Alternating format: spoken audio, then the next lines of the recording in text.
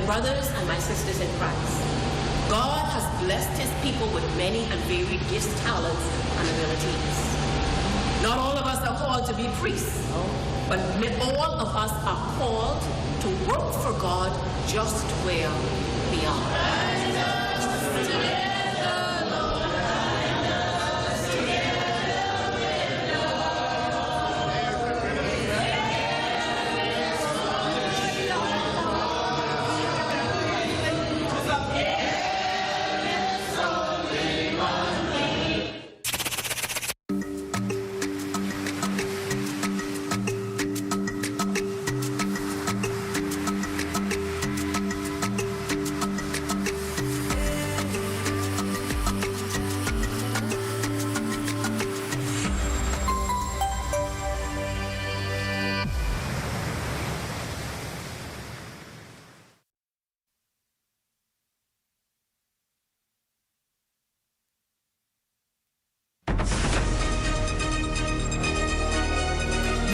The Bahamas Tonight, the Northern Edition. Here's a look at tonight's top stories. Prime Minister unveils strategies to modernize the Bahamas' electricity sector. Plus, power restored across North Abaco following a string of outages.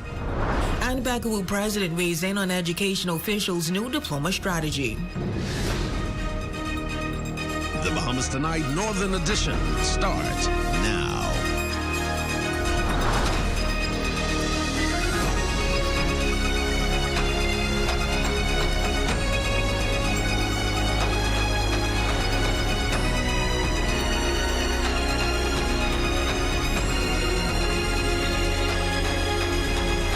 And welcome to the Bahamas Tonight, the Northern Edition. I'm Raven Davis, and as always, it's a joy to have you with us. Topping news tonight, Prime Minister, the Honorable Philip Davis, outlining his government's plan to tackle frequent and, in some cases, prolonged power outages affecting communities across the Bahamas.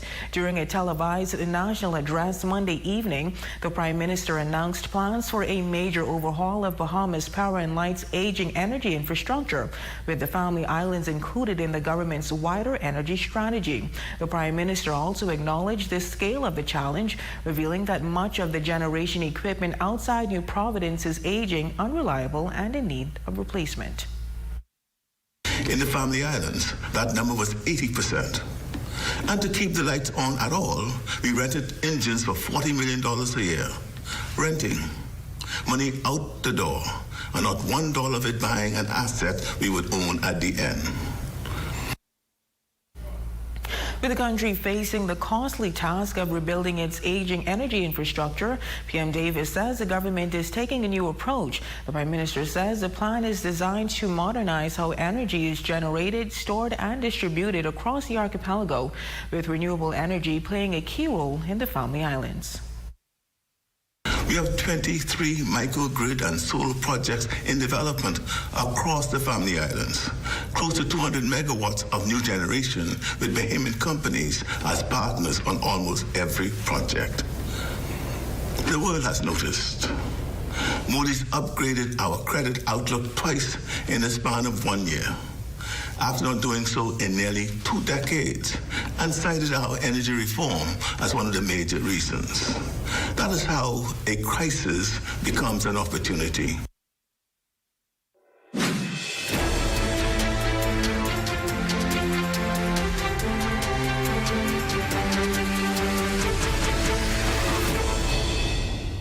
Turning now to another power-related development, BPL technicians have completed repairs in North Guanaqui, restoring power to customers who remained offline following a high-voltage cable fault.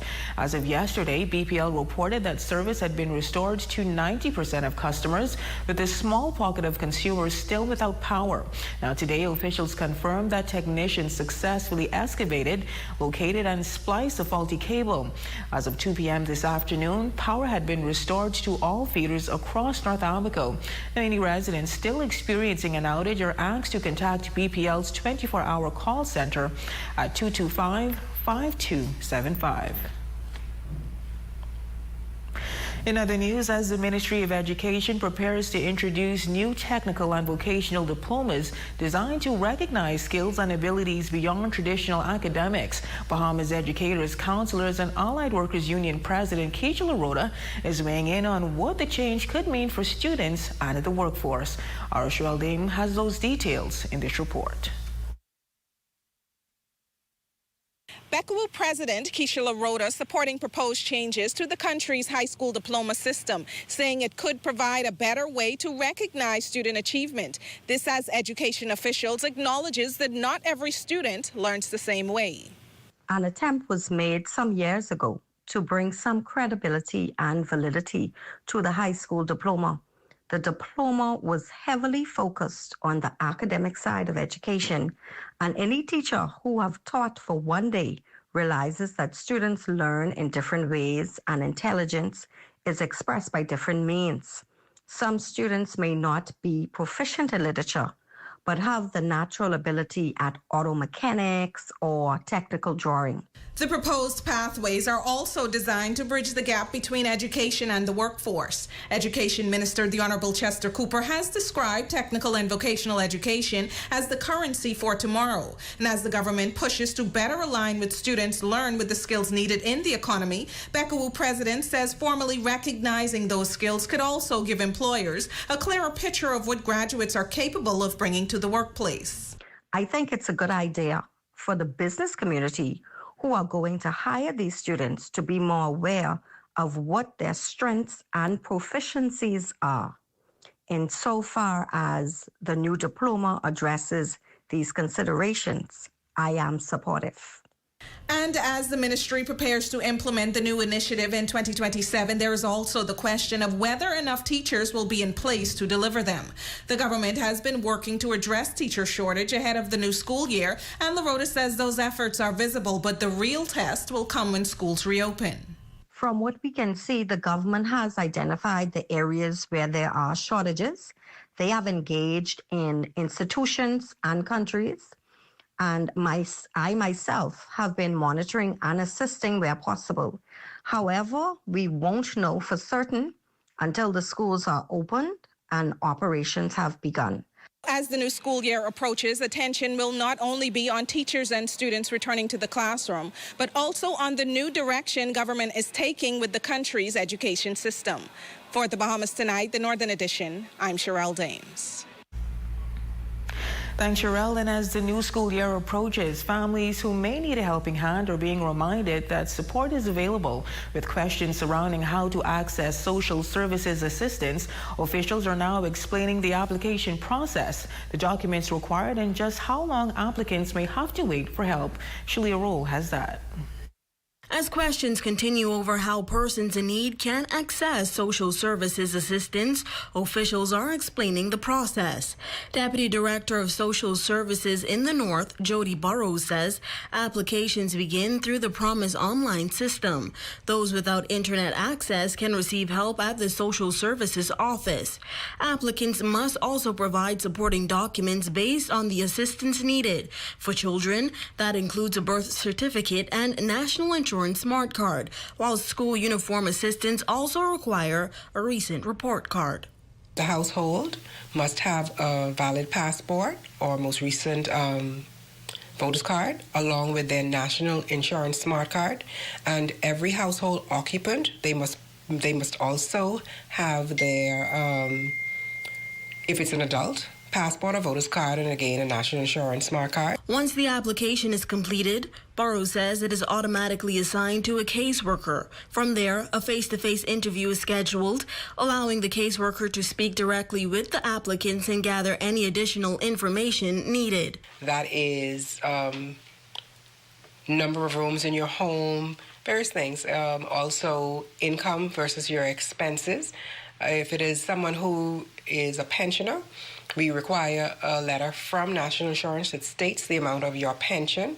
If you are employed, then you will bring in your most recent pay slip. But for those wondering how quickly help will come, Burrows says the process can take some time. Once the necessary information is gathered, the application must be reviewed by the caseworker and a supervisor. Burrows says depending on the application and review process, assistance can take anywhere from a few days to several weeks. It can take sometimes a few days, and sometimes, I will be honest, it'll take maybe a few weeks. It just depends. And based on the caseload, like I said, of the caseworker, they have to go out and do home verifications to verify that you live at this address and what your actual situation is. And sometimes it just takes a matter of a few weeks. For the Bahamas Tonight, the Northern Edition, I'm Shalia Rule.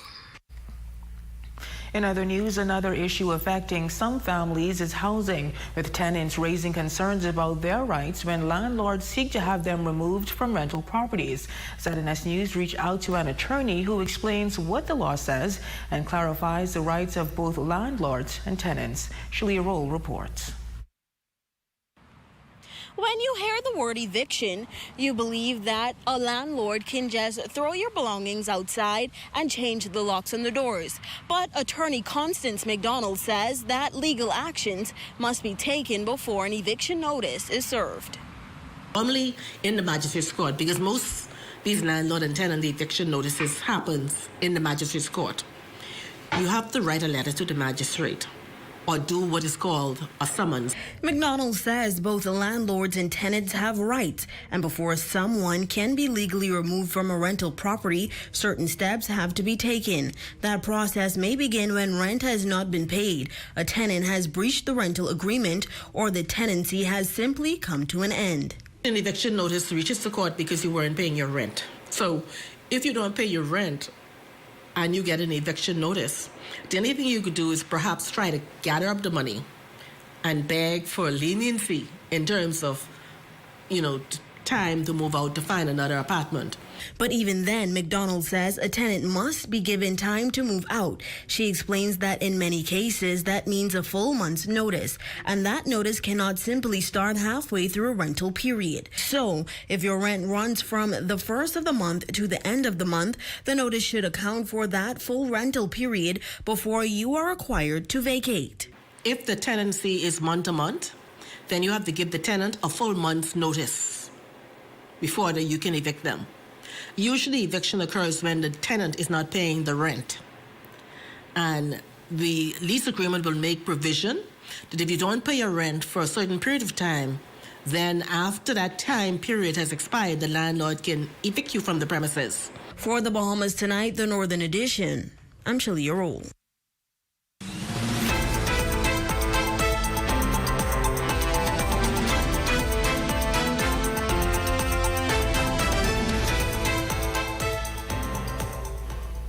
Oh, this just into our ZNS newsroom shortly before news time. Police in Grand Bahama have launched an investigation following the discovery of suspected human remains in a bushy area near East Mall Drive. Police say shortly before noon Tuesday, a man contacted officers after reportedly discovering what appeared to be a human skull while walking along a bushy shortcut leading to East Mall Drive. Officers responded and about 30 feet into the bushes located what appeared to be a human skull. Now, a further search of the area led to the discovery of additional remains believed to be human. The remains were collected and transported to the Rance Memorial Hospital, where a pathologist is expected to conduct an examination. Police say the investigation is ongoing, and this is a story we will continue to follow. Meantime, a 25-year-old Grand Bahama man remains in police custody in New Providence tonight as investigations continue into an alleged sexual assault reported last Friday. According to police, on August 14th, an 18-year-old woman reported that she was traveling in a vehicle with a female friend and two men.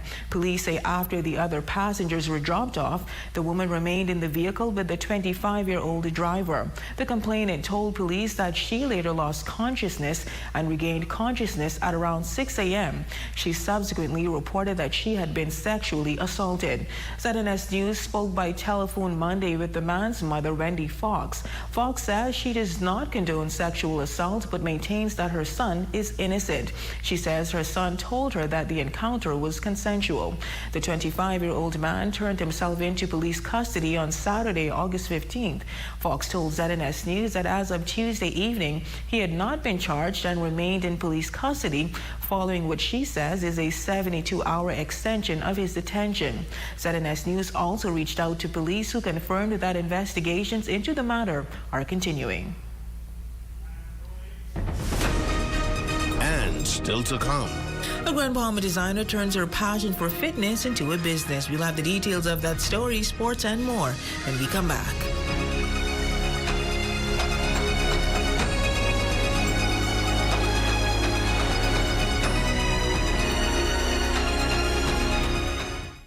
Imagine a world where every brand knows your name and every store awaits your arrival. Elite shopping. Travel where luxury is a lifestyle and every journey feels like home. Dine where every flavor is just for you, every table reserved, and every moment a taste of perfection. Make every big moment even bigger. Experience banking where wealth isn't just managed, it's maximized. Step into a world without limits. Commonwealth Bank, leader in personal banking services. Come on down and see what Dolly Madison has in store for you. Renovate and rejuvenate at Dolly Madison. Dolly Madison. Save more drugs. We got you. From cosmetics to prosthetics. What you need for your family. The brands you're looking for. The quality you expect. The prices you need and deserve. Feel the love. Save more at Save More Drugs. Melinda Whitney, Teaching Diary. One of the most damaging words a child can hear from a parent isn't a curse word. It's this one, disappointed, especially when it's used as a label and not a lesson. When a child hears, "I'm disappointed in you," they don't hear correction. They hear, "I'm not enough. I failed you. I lost your love." Discipline should correct behavior, not attack identity. There's a difference between saying, "That choice was disappointing," and saying, "You disappoint me." One teaches responsibility, the other teaches shame. Correct the action. Protect the child's heart, because children don't need perfect parents. They need parents who discipline with love. Wrapping up on my friends, I could be the first one there. Oh yeah. Everything getting told, yes I drop my car on the boat, then jump on Bahamas. I got my money, oh I got my. Join us on the ZNS network for Cat Island Regatta Time, Thursday, August 20th at 8 p.m. Your number one team in the North. Only the sun covers the Bahamas better. Welcome back. A Grand Bahama designer is turning her passion for fitness into fashion. This month, Pedidra Baloo launched PV Collections, her own line of athletic wear made specifically with women in mind. She says the brand was created for young women and busy moms who want style and comfort. PV Collections is a brand that was created for young women in particular and busy moms, just to inspire them to take their health more serious and be able to feel confident also in what they wear, and just a little motivation to, you know, boost the confidence. But it's really to inspire young women and busy women in general. The designer launched the collection on August 11, 2026, with sizes ranging from small to extra large. Smaller and larger sizes will be included in her next drop. Each three-piece set retails for $70. She says the vision was to create pieces that give the customer versatility, whether at the gym or on the go. So far, I must say I've had an overwhelming support, especially from my Grand Bahamian family and friends. I was even more surprised that I got the amount of support and feedback and purchases and orders in these last 2 days. I'm practically almost out of stock, I would say, ready to order my new collection. So I want to first thank God because I was not expecting that. In collaboration with its Benevolence Committee, Central Church of God's Youth Department is leading the way, hosting a free breakfast and clothes giveaway on Pine Ridge Urban Renewal Grounds. With clothing ranging from baby sizes to full adult sizes, the giveaway is another stepping stone in the youth ministry's community outreach efforts, according to Assistant Youth Leader Shamiko Dean. We don't want to stop here, but we want to keep the ball rolling because, you know, there's this thing with the churches that the church has to stay behind the four walls, but we want to get out there. We want to get in the community, reach persons because we can't reach them behind the four walls. So you'll see more of us out in the community, whether it be giveaways or street meetings of that sort. Alongside Dean is the church's Youth of the Year, Kiana Andrews. She says it means a lot for her to be a part of this heartfelt initiative. It feels amazing to be a part of such a church foundation that wants to give back to the community, and especially considering that we've been blessed to be in a position to give. It's really amazing to see people get the stuff they need and I be a part of it to help.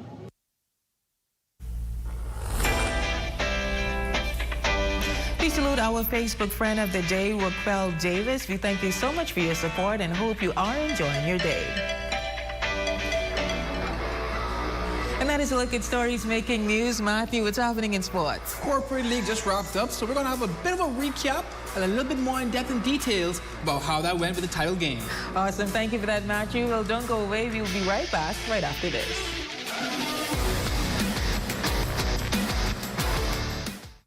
See news in the making? Call us at 352-9713 or 359-5167, or you can email us at zns3news@gmail.com.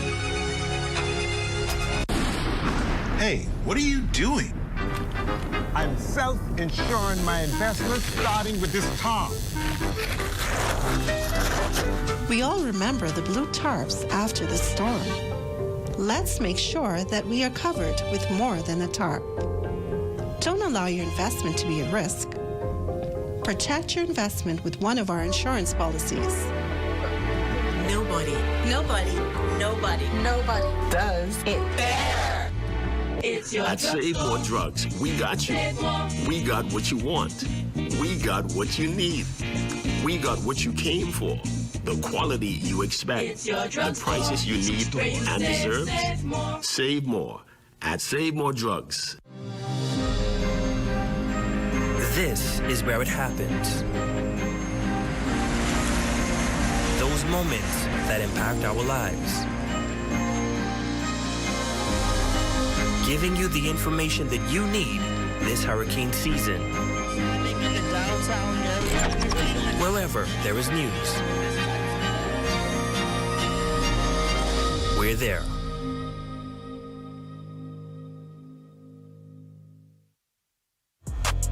Knowledge has the power to change the world, and every great journey begins with a single question. Welcome to Battle of the Brains, the competition that has inspired generations of young scholars to think bigger, dream higher, and compete with excellence. Representing their schools with pride are students from Mary Star, Tabernacle, Bishop Michael Eldon, St. George's, Jack Hayward, Seventh-day Adventist Academy, Sunland, all ready to put their knowledge to the ultimate test. All from a love of science, mathematics, biology, chemistry, and physics. It's the Battle of the Brains, powered by Grand Bahama Power.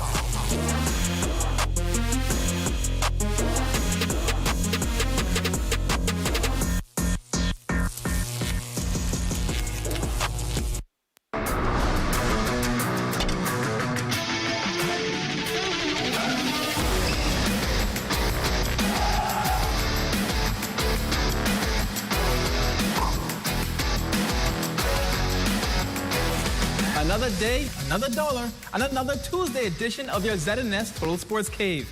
I'm Matthew Martinborough. Tipping off tonight is the GBBA's Corporate League Championship at the St. George's Gymnasium. Although many companies entered and tried their best, it came down to only two, with one coming out on top. Here's more from courtside. The reigning champion Grand Bahama Shipyard was looking to take the crown against the newer hoopers on the block, the Celebration Key Cruisers. The Cruisers were fighting tooth and nail with bucket after bucket, but the Shipyard said, let's go eye for an eye if you're really about business. And ultimately, the Shipyard remained supreme following their undefeated season with a 92-61 title game victory. Championship game MVP Devano Martin says the winning feeling is overwhelming. Feels great to be the MVP. And I'm bragging right on the season. Played good. Thanks to my team. We came out undefeated season. Way to go, quarterback champs. Head coach Condell Delancey says the win is simply an official stamp on the successful season. It's very special coming out as champs again because, like I said, we won last year, so we wanted to do the back-to-back. And we went undefeated all season, so we didn't want to come in the championship game and fall short. So winning it tonight was a beautiful thing. And Corporate League Commissioner Trevor Smith says the future of the league remains bright as this season was one for the record books. The season was pretty good this year. We had about 3 new teams, and the Grand Bahama Shipyard is the 2026 champions. First time we had a repeat champion, so this year was a good year. We had 10 teams, so I think this was one of our best years so far. From the court to the pitch. And speaking of no losses, an undefeated record is at stake for Team Bahamas during the Caribbean Football Union's Under-14 Challenge Series. Team Bahamas is currently 2-0 in Group C with wins over Anguilla and Montserrat. The saving grace, goalie Hassan Mitchell. Mitchell has not surrendered any goals so far in the tournament as Team Bahamas is fighting to take the group lead over Guyana.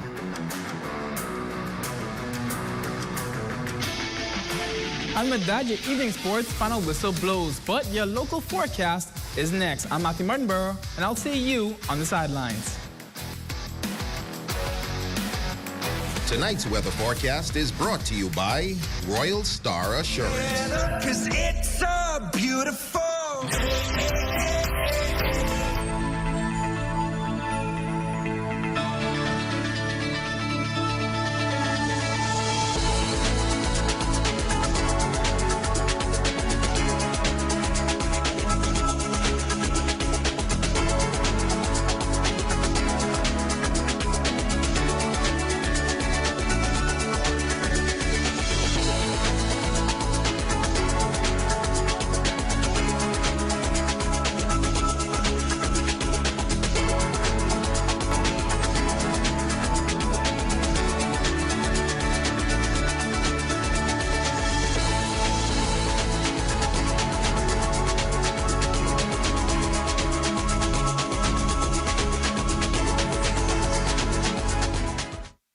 Save more drugs, from cosmetics to prosthetics. What you need for your family, the brands you're looking for, the quality you expect, vitamins you need, and prescriptions you came for. Feel the love. Save more at Save More Drugs. Wrapping up all my friends. I could be the first one there. Oh, yeah. Everything getting told. Yes, I drop my car on the boat. Then jump on Bahamas. I got my money. Oh, I got my. Join us on the ZNS Network for Cat Island Regatta Time, Thursday, August 20th at 8 p.m. Have the following supplies on hand at the start of the hurricane season. A minimum 3-day supply of water, which provides 1 gallon of water per person per day. Minimum 3-day supply of non-perishable food items.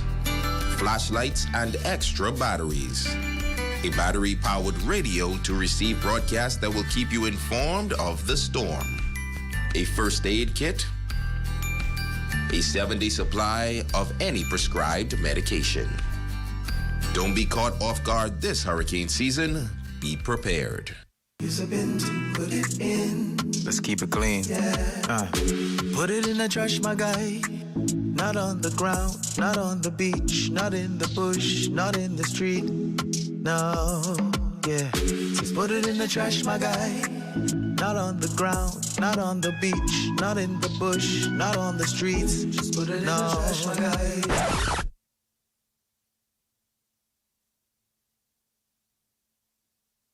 Bombastic side-eye. Criminal offensive side-eye. Put it in the trash. Put it in the trash. That's it, put it in the trash. Just put it in the trash. That's it. Just put it in the trash, my guy. Not on the ground, not on the beach, not in the bush, not in the street. Just put it in the trash, my guy. Yeah. Just put it in the trash, my guy. Yeah. We just gotta keep Grand Bahama clean. Your number one team in the North. Only the sun covers the Bahamas better. And that's going to do it for us here in the North. I'm Raven Davis. And I'm Matthew Martinborough. Thanks so much for tuning in. Here's a live look at the Bahamas tonight. They're coming your way next.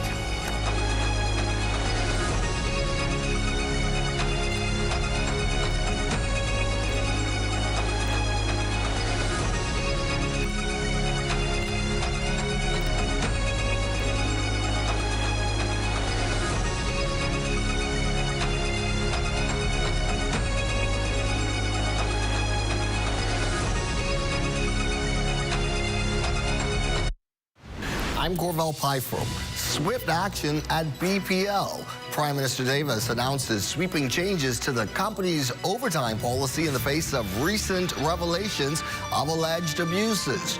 What is expected from the utility going forward? And tonight, the response the Prime Minister's actions is getting from BPL's unions.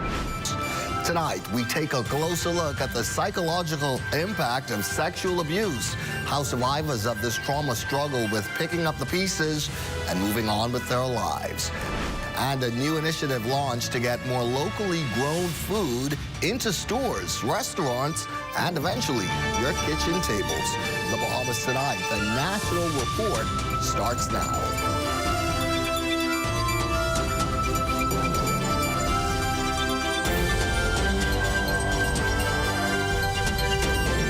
And it is good to have you with us this Tuesday evening. We start the broadcast tonight with Prime Minister Philip Davis demanding a major reset at Bahamas Power and Light as the government moves to transform the way the country generates, distributes, and pays for electricity. In a national address last night, Mr. Davis laid out a comprehensive energy reform plan while putting BPL's management, operations, and finances under the microscope. The utility company has come under intense scrutiny over frequent and prolonged power outages, customer complaints over billing, and now questions surrounding millions of dollars in overtime payments. The Prime Minister making it clear BPL must get its house in order. Last night, Prime Minister Davis recounted how BPL spent a jaw-dropping $25 million on overtime payouts. This despite the fact, he says, that under a previous signed deal, all transmission and distribution work is now the responsibility of the recent created Bahamas Grid Company. He then went even further. In a single 12-month period, 3 employees in one department received more than $600,000 in overtime between them. One record shows an individual claiming 18 hours on Christmas Day, then 24 hours each of the next 3 days that followed. 90 hours across 4 consecutive days. Mr. Davis not mincing words on the issue, making it clear in his national address, this is unacceptable. This is about a system that permitted this type of abuse. A failure of management, of controls, of oversight going back many years and across administrations. And he laid out immediate steps to remedy this so-called abuse. A new overtime policy is in force. Planned overtime is capped. Any technical worker whose overtime exceeds 30% of base salary triggers a review by the division head and the executive management team, and is to be reported to the board. Repeat patterns are flagged. We will apply this consistently and fairly, and we have engaged the unions because their members deserve a properly run company as much as any customer does. Well, this supposed controversy about exorbitant BPL overtime payments is all much ado about nothing, says Bahamas Electrical Workers Union President Kyle Wilson. Responding in part to the Prime Minister's remarks Monday night, Wilson today called this a distraction, a red herring, smoke and mirrors. Saying there's an increase in overtime. Well, the staffing levels, when I became president back in 2020, was about 400 to about 500. Now we're up to like maybe 1,400. And so you're asking why the overtime doubled? Okay, over the course of the successionship in my leadership, I would have gotten better concessions for the membership in terms of salaries and benefits. So all of that would contribute. So why is there such a surprise now concerning overtime? And as for the new policy the Prime Minister articulated last night, Wilson reminds that consultation with the union is required for such policies before such policies can be enforced. And it is very, very aggravating because no one is sitting down with the unions. We have clauses in there, clause 18, to say that if we want to change a term and condition of the industrial agreement, you sit down with the union and we work it out. We've always been sitting down. We've always been working it out. We're always willing to come to the table. Meantime, a union management employee at BPL has reportedly been suspended over allegations of gross misconduct. The 5-day suspension takes effect today. The move has left the Bahamas Electrical Utility Managerial Union up in arms and calling for an independent investigation.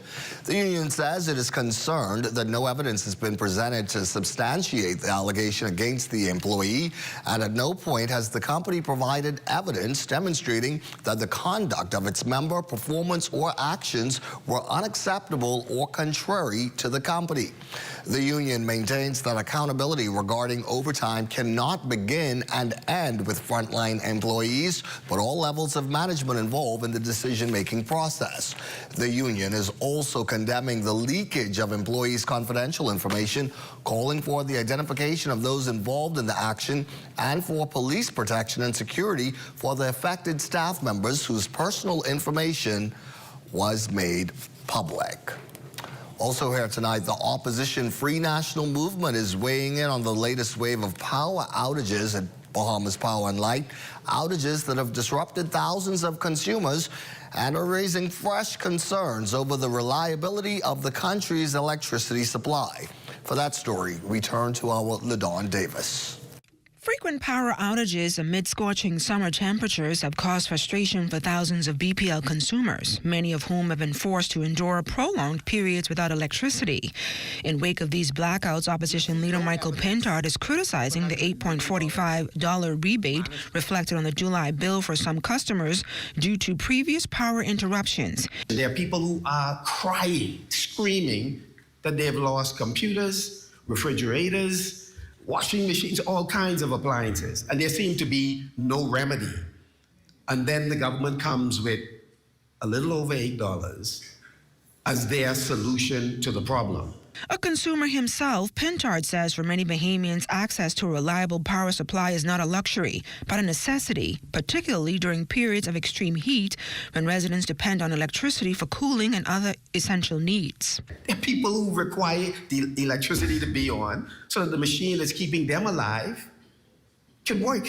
I mean, that's how serious it is. And so no minister has the right to walk away from questions or to disappear in the midst of a crisis in order to, again, enjoy themselves while the people that they serve are hurting. The opposition leader feels a comprehensive approach is needed to address the persistent challenges with power generation and ensure the country can meet its growing energy demands. For the Bahamas Tonight, I'm LaDawn Davis. Well, ripples continue following calls by BPL to the local business sector to cut back on its energy consumption. But as our Lloyd Allen tells us in this report, that request has far-reaching implications to small and medium-sized businesses less able to navigate overhead increases. It was back in early August that Bahamas Power and Light first introduced the idea to the local business community to reduce its reliance on the local power grid. Now, to date, those questions still remain on that decision, and helping us to explore the impact throughout the business community is Chairman of the Bahamas Chamber of Commerce and Employers Confederation, Don Williams. Don, how widespread has this impact been? It's been nationwide. We can't say that it's Nassau-centric. Businesses have been impacted throughout because while it's an infrastructural issue, it's being treated almost as if it's a natural disaster. You've been without power for 12 hours. 1 day, 2 days. Some have been out for quite some time and are still remain off. And as a result, you have businesses that have lost inventory, that have had to send staff home. So it is deeply impacted the business community. And while the business community has been trying its endeavor best from even before these infrastructural issues to work alongside the government of BPL, it is almost like a bottleneck at this point. We do respect the Prime Minister's address, taking certain levels of accountability, but we needed more. We needed to know when are the proper time frames of there will be solutions and fixes. And then while businesses are suffering in this time, what incentives can be provided to those businesses so that they can now feel a little bit of ease in terms of their frustrations. And then finally, of course, during the Prime Minister's address last night, he noted a number of adjustments in the pipeline towards improving power supply. Do you think that will help in the long run? We do think it will help, but like you said earlier, Lloyd, it's in the long run. Right now, we have a crisis, and we need to get a bit of a fix instantly to help us get through this crisis. When the long-term solutions are in place, then we can go back to business as normal. But for now, we need to ensure that we hold firm and keep the economy and the businesses and the business community growing. Well, of course, this is an ongoing conversation. We'll have more on this in a later newscast. Reporting here from the Chamber of Commerce for the Bahamas Tonight, I'm Lloyd Allen. Oh, thanks to Lloyd. Well, there's a lot more to get to this Tuesday evening. You're watching the Bahamas Tonight. Stay with us. Imagine a world where every brand knows your name and every store awaits your arrival. Elite shopping, travel where luxury is a lifestyle and every journey feels like home. Dine where every flavor is just for you, every table reserved, and every moment a taste of perfection. Make every big moment even bigger. Experience banking where wealth isn't just managed, it's maximized. Step into a world without limits. Commonwealth Bank, leader in personal banking services.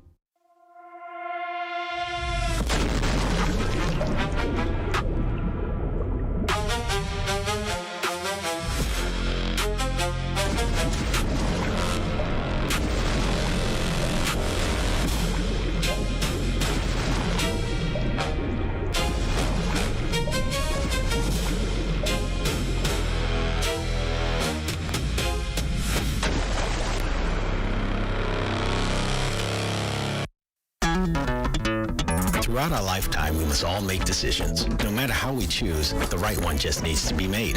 Like having J.S. Johnson Insurance Agents and Brokers as your insurance partner. We've been serving the Bahamas for over 100 years. Whether you need home, motor, marine, or commercial insurance, make the right decision. Call 397-2100 or visit jsjohnson.com. JS Johnson Insurance, peace of mind. Baked sandwich. I really like the honey mustard sauce. And then like the crispy bacon on it as well. Oh, it's pepper jack cheese. I love the spice. I love the crunch. I love the original sandwich, but just that simple addition of bacon was like over the top. The chicken is really good. I like it. I like it a lot. I rate this a 10 out of 10. I'd eat this again. Love that chicken from Popeyes. This portion of the news is brought to you by Adidas Mall at Marathon. Adidas, you got this. As we welcome you back this Tuesday evening, we come back with a shot there of BTC's Purple Track campus of West Bay Street. That shot courtesy of drone cameraman Isaac Roberts. Well, months after Bahamians cast their ballots, questions are now turning to what could change before they do it again. Parliamentary Commissioner Harrison Thompson is responding to CARICOM's final election report, which calls for changes to the country's voter registration system, advanced polling, and even the body responsible for running elections. Lyle Maycock reports. The May 12th election is over, but the review of how Bahamians vote is not. CARICOM's observer mission ultimately found the election peaceful and credible, but its final report also outlined concerns raised by stakeholders and recommended a series of reforms. Now, Parliamentary Commissioner Harrison Thompson says he welcomes the review. I think the report is fair, and I think that the Bahamas can benefit from reacting to the report and responding to it in a positive way. For voters, one of the most visible changes in the next general election cycle could be the biometric card they take to the polls. Commissioner Thompson assures the PRD is working to expand the biometric voter card system using fingerprint and facial recognition technology, something he believes could help address duplicate registrations, an issue highlighted in the CARICOM report. On the biometric card, the law was passed in October last year, and all registrants now have to register for the biometric card. So hopefully in the next election, everybody will have to vote with the biometric card. It's still a decision by the government, the policymakers. There could also be changes for the thousands who use the advanced poll. The parliamentary commissioner confirms roughly 27,000 to 28,000 people registered for this year's advanced poll. And after long lines at some locations, the department is considering whether fewer constituencies should share the same polling site. But perhaps the biggest potential change is who runs the system itself. CARICOM is recommending an independent election management body. And Thompson says this to the idea. But I have no problem with an independent electoral body. I think it's a trend that is going throughout some of the Caribbean countries, and I think it would help for a little more efficiency. Commissioner Thompson verified the PRD is also being reconstructed as officials look at staffing, earlier training exercises, and other changes before Bahamians head back to the polls in another 5 years. Reporting for the Bahamas Tonight, I'm Lyle Maycock. Off the crime beat tonight, police are investigating the sexual assault of a 17-year-old girl. Reports tell us that it was shortly after 7 Monday evening the victim's mother told police that her 17-year-old daughter was at her grandmother's house when the girl and her uncle got into an argument. The girl then left the house, and while walking in the area of Straughns Alley and Kemp Road, she met a man she didn't know and asked him for a ride. The male agreed and took her to a residence where he sexually assaulted her. After the assault, the suspect then drove the teen to a friend's residence in the Pinewood Gardens area. The victim then returned to her home and told her mother about the alleged assault. The probe into this matter continues. Well, for survivors of sexual violence, the ordeal does not end necessarily when the alleged attacker walks away, as psychological scars can follow far beyond the traumatic incident. Tonight, taking a closer look at this for us is our Amaya Moss. Sexual offense cases continue to impact communities across the Bahamas. Royal Bahamas Police Force statistics showed that 160 to 215 sexual offense cases are reported annually, including rape, attempted rape, and unlawful sexual intercourse. And several sexual offenses were reported by police this week alone. The most recent, a case involving a 17-year-old girl here in Nassau.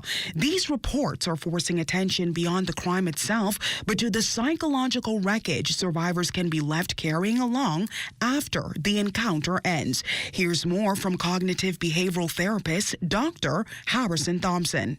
If I was sexually violated by someone that I was familiar with, and this is what happened to me when I was quote-unquote safe, what more will other people do to me who don't care about me? And so what starts to happen is the anxiety creeps in. A person starts to become fear-oriented, catastrophizing, wondering about the worst-case scenarios instead of actually seeing reality for what it is. And while much of the response to sexual violence takes place after an offense has already occurred, questions remain over what can be done to stop these incidents before another victim is added to the already troubling figures. I think respectfully, the government is strained with a lot of things. And sometimes focus gets placed on what is most apparent in terms of issues that are very visible, issues that are very easy to point a finger at. And what tends to happen is we steal from Peter to pay Paul. When you have confessionals about people who are willfully engaging in these kind of heinous acts, justice needs to be swift. Power needs to be non-negotiable, and we need to regain trust in the public that we exist in a system that still cares about us. Officials continue to strengthen their appeal to members of the public to contact a responsible person who may need help dealing with the aftermath of a sexual offense. For the Bahamas Tonight, I'm Amaya Moss. The government is rolling out a new plan to get more Bahamian-grown food into stores, hotels, and restaurants, and cut the country's heavy reliance on imports. The first phase targets 5 everyday crops and millions of pounds of local produce. Our Lyle Maycock tells us more on exactly how this all works. 118,000 pounds every week. That's the new production target for 5 crops found in kitchens across the country: tomatoes, green cabbage, onion, cucumbers, and sweet peppers. It's part of the government's new National Crop Scheduling Roadmap, a 5-year strategy being rolled out as the Bahamas continues to import nearly 90% of its food at an estimated cost of about $1 billion a year.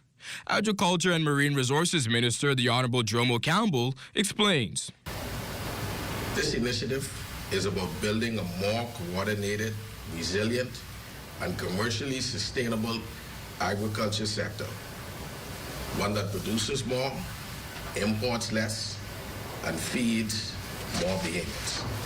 And there are numbers attached to that promise. The roadmap calls for 30,000 pounds of tomatoes a week, 35,000 each of cabbage and onions, 8,000 pounds of cucumbers, and 10,000 pounds of sweet peppers. That's more than 6 million pounds a year.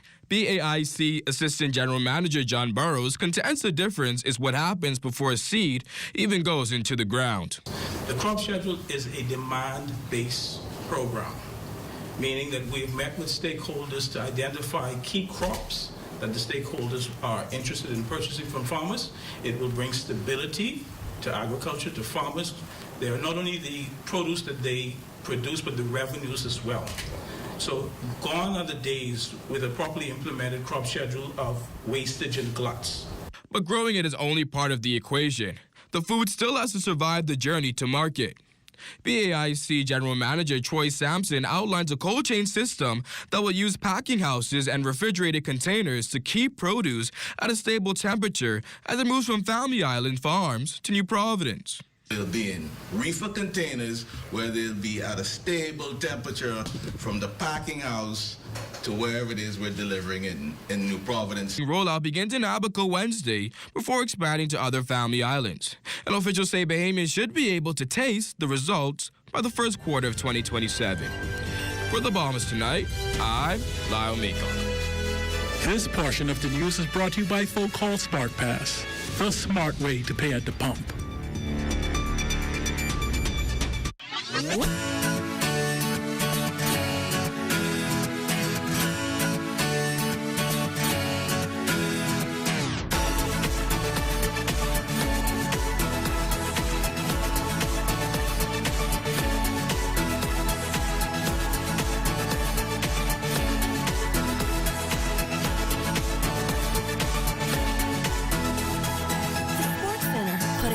Back into school. With the new Duo Pizza from Little Caesars, nobody has to choose. One half loaded with Parmesan, pepperoni, and Italian sausage. The other half topped with veggie seasoning, ham, and green peppers. Now that's a winning hand. The Duo Pizza, double the flavor for only $13 VAT inclusive. Only at Little Caesars Bahamas. Now available at all 5 of our locations: Little Caesars Oaksfield, Carmichael Road, East Street Pineapple Plaza, Charles Saunders Highway, and 1 East Plaza. It's not madness, it's Little Caesars. Pizza. We go everywhere. Shop early at Janae's Chesapeake Road annual back-to-school sale going on now. Get up to 20% off on all school items in stock. Yes, all school items in stock. Shirts, jumpers, skirts, boys' long and short pants, school neckties, PE shorts, and a variety of colors and school monograms. Shop early and don't miss out at Janae's Uniform Center Chesapeake Road's annual back-to-school sale going on now. Remember, we go everywhere. Beat the rush and save at Janae's annual sale now. The The Bahamian spirit doesn't stop at our borders. It travels wherever our people go. Every Wednesday, Bahamian Footprints shines a spotlight on Bahamians who began their journey right here at home and are now making a difference around the world. Their accomplishments are our pride. Their stories are our inspiration. Bahamian Footprints, proudly presented by Coca-Cola, every Wednesday at 6 p.m., only on What's Trending.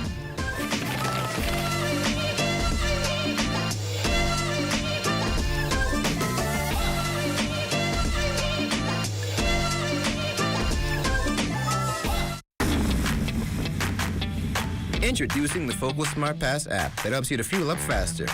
Here's how it works. Download the app on the App Store or get it on Google Play and create your profile with payment details.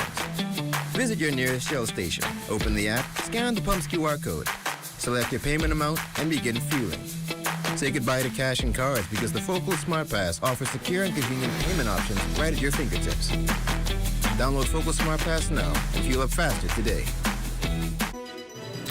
And we are just moments away from the Bahamas Tonight. Access Now. Marlena and Royston are with us with a preview of what is coming up. It is good to see both of you.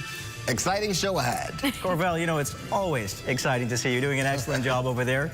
Tonight, we've got a major school give back. The kids are going back to school, our nation's future leaders. In a major way, there's a multi-partnership happening this Saturday that offers a lot of giveaways for our young people. Oh, yeah, and of course, it's not just the little ones going back to school. We've also got a new generation of freshmen heading into university. So we're going to be talking all about the Mingos Mix and Mingle there at UB as they get to know each other and get prepared for the new academic year. Oh, to be young again. And, you know, speaking about students, now's a good time to say it. Our Lyle Maycock, who was a summer student here with us, left us today to head back to Pennsylvania where he is completing his studies. So we say thank you to Lyle. Thank you, Lyle. An excellent job done. You know, and good luck. Yes. I call Mr. Lyle Mr. Features himself, so. And listen, he's just an amazing person, so we enjoy having him here. This is his second year with us, and we were thrilled to have him back. Absolutely. All right, Marlena and Royston, we will see you in just a few moments at 7:30 for Access Now. Stay with us here at 7 for some final words. This hurricane season, don't wait until a storm is on the way. The time to protect your most valuable assets is today. Talk to us before it's too late. Don't wait till devastation is at your door. We can help you protect your home from all kinds of perils, including hurricanes. In the event a storm is traveling, new policies cannot be issued until after the storm has passed. We're here to help you weather the storm with peace of mind. Bing bang bing.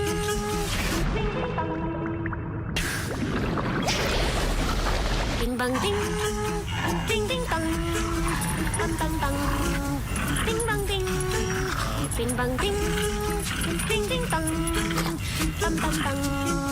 Bing bang bing. Bing bang bing.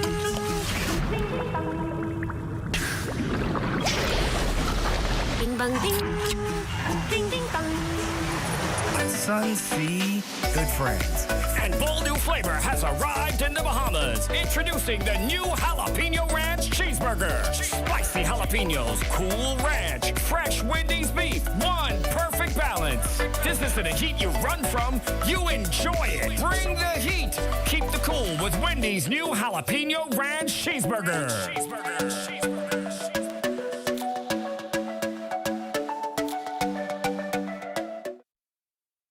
Behind every strong economy is a bold entrepreneur, and we're here to support them, island by island. On Grand Bahama, we've helped 486 entrepreneurs turn their dreams into thriving businesses. Through over $14.4 million in approved funding, the SBDC is strengthening Grand Bahama's economy by investing in its leading sectors: food and beverage, tourism, and fishing. Every business we support strengthens the economy, starting with yours. SBDC Bahamas.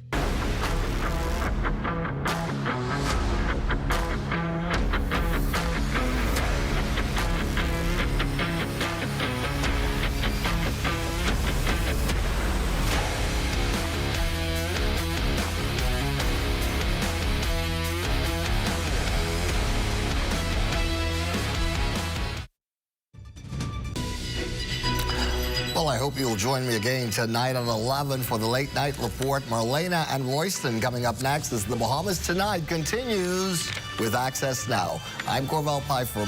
Have a great evening.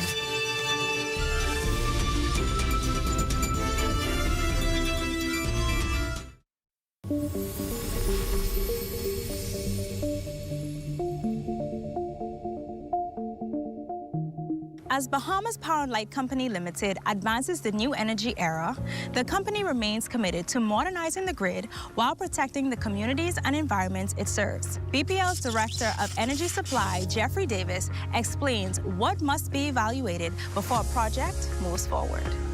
Any project that we implement or are part of must incorporate the surrounding environment in a way that's not disruptive to it. An environmental impact assessment has to be conducted and approved. That includes an environmental response plan. So all the risks to the environment are identified and a mitigation plan has to be provided. Bahamas Power Light has a safety and environment division whose responsibility is to assess various impacts of any project or any operation that BPL is involved in.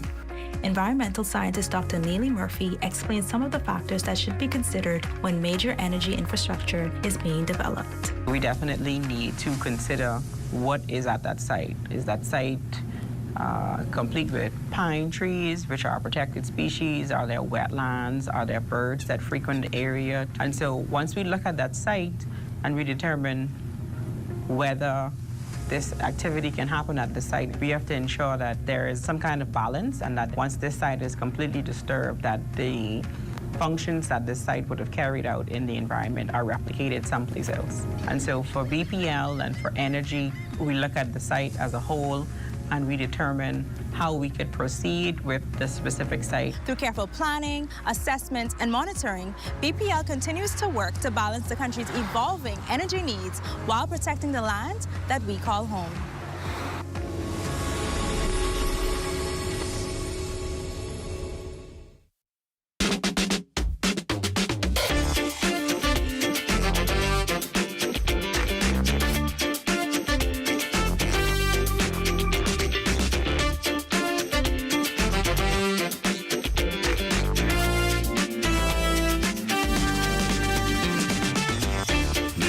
Tonight, Access Now starts now. You're watching Access Now on this warm Tuesday evening. I'm Royston Jones. And I'm Marlena Leonard with a look at what's on the lighter side of news tonight. And speaking of the lighter side, as this sunny weather persists, long may continue, let's check in with Chief Meteorologist Basil Dean this evening. Good evening, Royston and Melina. We're going to get you started with our live Doppler weather radar. We have quite a bit of fireworks around the Abacos and East End Grand Bahama, and that's due to a low-level trough which is sitting across the area, and that will be with us for another couple of hours. You can see the lightning strikes going on quite rapidly over the Abaco areas. And then in the tropics, we're looking at this tropical wave near the northern Leeward Islands. That is moving towards the west and could bring some showers to the southeast Bahamas later on in the week. So we'll keep our eyes on that as well. And as we take a look at our boating forecast for tonight through tomorrow in the northwest and central islands, we're going to have some light and variable winds with very flat sea conditions, but near those showers and thunderstorms, winds and seas will be locally higher. Now, the low tide that will take place at 7:14 this evening with another low tide at 7:17 tomorrow morning. And for the southeast Bahamas right into Wednesday, we're going to have an easterly flow at 10 to 15 knots and the wave heights 2 to 4 feet over the ocean. And as we go into Thursday in the northwestern islands, the winds become southerly at 10 to 15 knots, the wave heights picking up 2 to 4 feet. Low tide would take place at 8:07 in the morning with a high tide at 2:41 in the afternoon. In the central islands, light and variable winds with flat seas. In the southeast Bahamas, easterly winds at 10 to 15 knots and the wave heights 2 to 4 feet.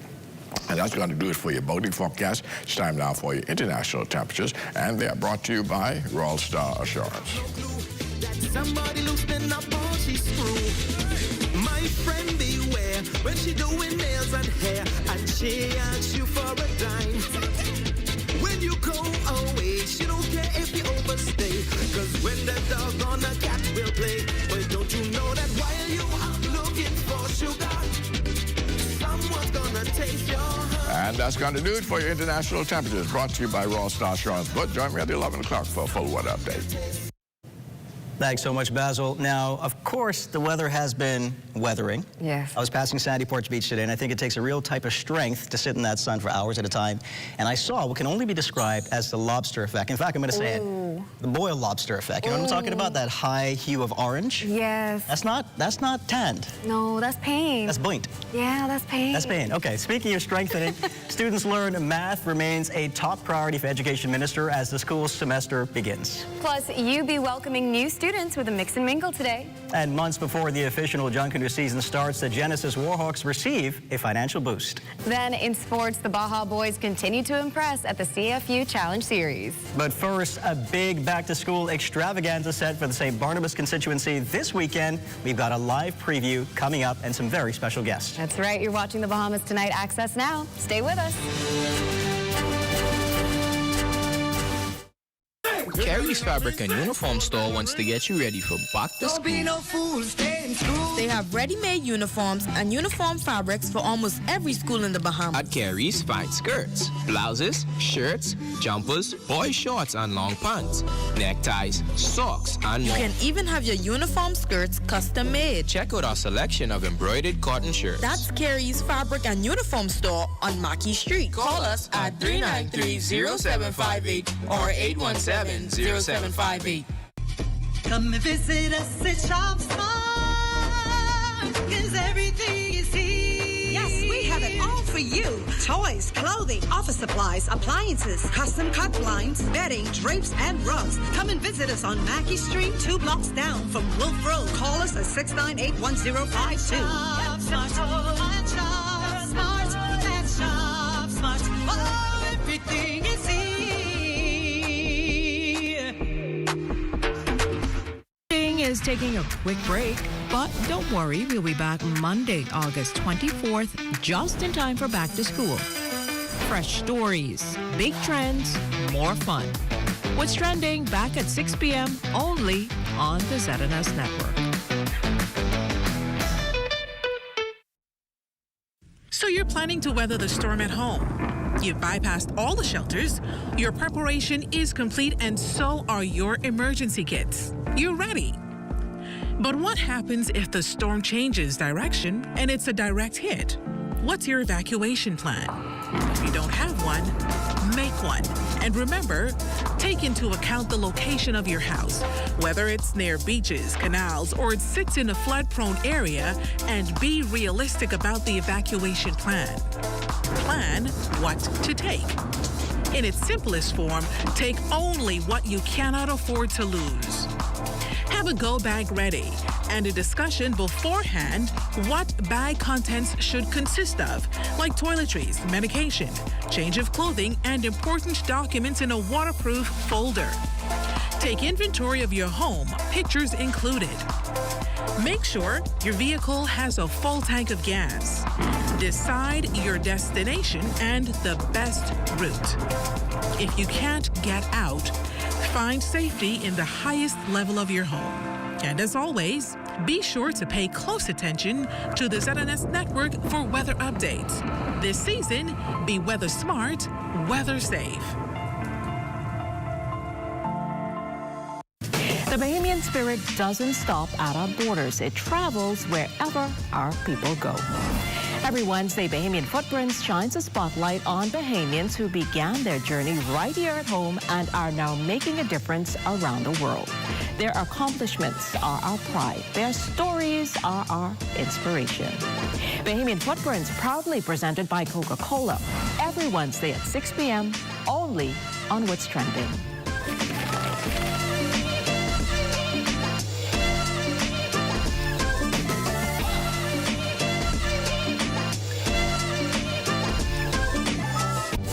Thanks for joining us. With the new school year just around the corner, families across the country are checking those long lists. Uniforms, shoes, backpack, and of course, all of those supplies that somehow seem to multiply every single August. That's right. And for some families, getting everything together can put real pressure on the household budget. That's why Believers Embassy International, in partnership with the St. Barnabas MP, the Honorable Michael Halkitis, and Stephen C. Monroe International, is bringing together families this Saturday for its Back to School Jamboree 2026 at the Edmund Moxie Park on Blue Hill Road. That's right. And joining us now to tell us about what families can expect are Believers Embassy International Senior Pastor Stephen Monroe and the Member of Parliament for St. Barnabas, the Honorable Michael Halkitis. Gentlemen, welcome to the Bahamas Tonight Access Now. Indeed. To be here. I'm excited about this Back to School Jamboree and the partnership with Honorable Michael Halkitis. And I believe that the parents will be able to experience a great effect as it relates to them doing the service in terms of feeling supported. Yes, a lot of support to them as it relates to giving them back. Sometimes we find ourselves on hard times, even as parents, and I think it'll be great to just give back to the kids and give them that experience as like a holiday type of experience. You know, so it's just not just about the giving back of the books and the bags. That's a part of it, but some kids haven't even gone to on a good vacation. So I believe this jamboree is going to be something that's going to help the parents be able to help their kids also go bring back that to school. joy as well as the supplies. Definitely. Now, speaking of that, why was it so important for you to host this event, and what is some of the feedback you've been hearing from parents and families about trying to get ready for back to school? Well, the truth is, you know, some people find themselves on hard time. The cost of living has gone up. And the thing is, I believe that if we do our part as it relates to giving to helping the parents, they'll put a smile on those children's faces.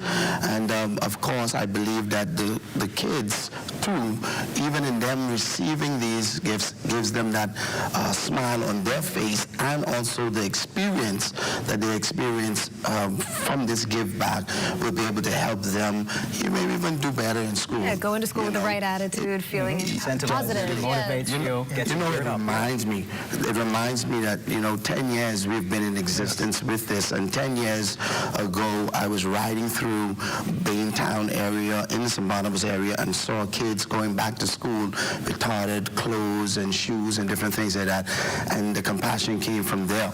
And so we're celebrating 10 years, and so this partnership today with the Honorable Michael Halkitis in the St. Barnabas area, I believe is going to be a very strong give back and an impact in that community. So important. Mr. Halkitis, I got to ask you, as the Member of Parliament for this constituency, this is a multi-partnership arrangement. Yes. Yourself, the church, and of course a private sector partner. That, of course, is incredibly important. I want you to talk about why it's so important and why it's also so important not to rely solely on the government. Yeah, it's critically important because, as Pastor said, it's a give back, but it's also impact. And so he's celebrating 10 years of this give back. We've been doing this where we provide supplies, we provide a good time, food, drinks, games, but in partnership with the church. When we speak about impact now, we also have that element. We also have the element of where the children can come together. It's a social element of it. So from throughout the community, they come together, they have a good time together, so it's a socialization.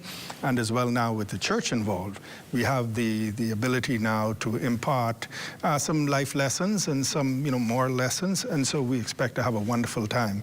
And we're just happy that in celebration of their 10 years, they've come back to St. Barnabas, and it promises to be massive. Now, speaking of promises, what can families who are coming out expect, and is anything they need to do in advance to prepare for all that's to come? Just come. Just come. We want to welcome everybody. As we said, we're going to have a lot of food, a lot of drinks, games. We're going to have some, you know, demonstration by the police, by the fire department. Children love, you know, those sorts of things. Oh, yes. We're going to have some word by the pastor and his church. So we just invite one and all to come out. Nothing necessary. Bring yourself. Bring yourself. All right, I was just about to ask that. And so what time should they come? And of course, is everything free? Well, of course, everything is free. We're going to kick off at 10 to 3 on August 22nd, this Saturday. I'm excited about it, and they just need to come ready to receive. No registration required? Well, we're going to have a registration, a ticket booth where, you know, you don't have to to fight for anything. Everything will be done decently and in order, and we're going to serve the community. Amazing. Yes. Sounds very exciting. Wishing you very well. I'm sure Saturday's going to be a massive, massive hit. Oh, yeah. Long may it continue. Yes. Thank you. Gentlemen, thank you so much for joining us tonight, and of course, best of luck with the event. Well, it's time for BTC Connection.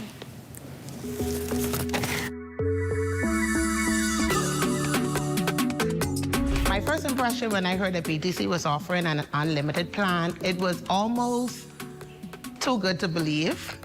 I've had some experiences before, and so I was also excited about trying out the new plan. So currently, I'm utilizing the BTC Plus plan. It's a postpaid plan. There are a lot of features offered in this plan, but among all of them, I utilize the internet the most. And it's been reliable, it's been dependable, no buffering, no slow loading. Like, the internet has been really, really reliable for me. That's the biggest thing. So if you are somebody who is always on your cell phone, rely heavily on internet and data, use social media a lot, this BTC Plus plan is a must. It truly lives up to what it says, the benefits that they offer, and for the price, it's unbeatable.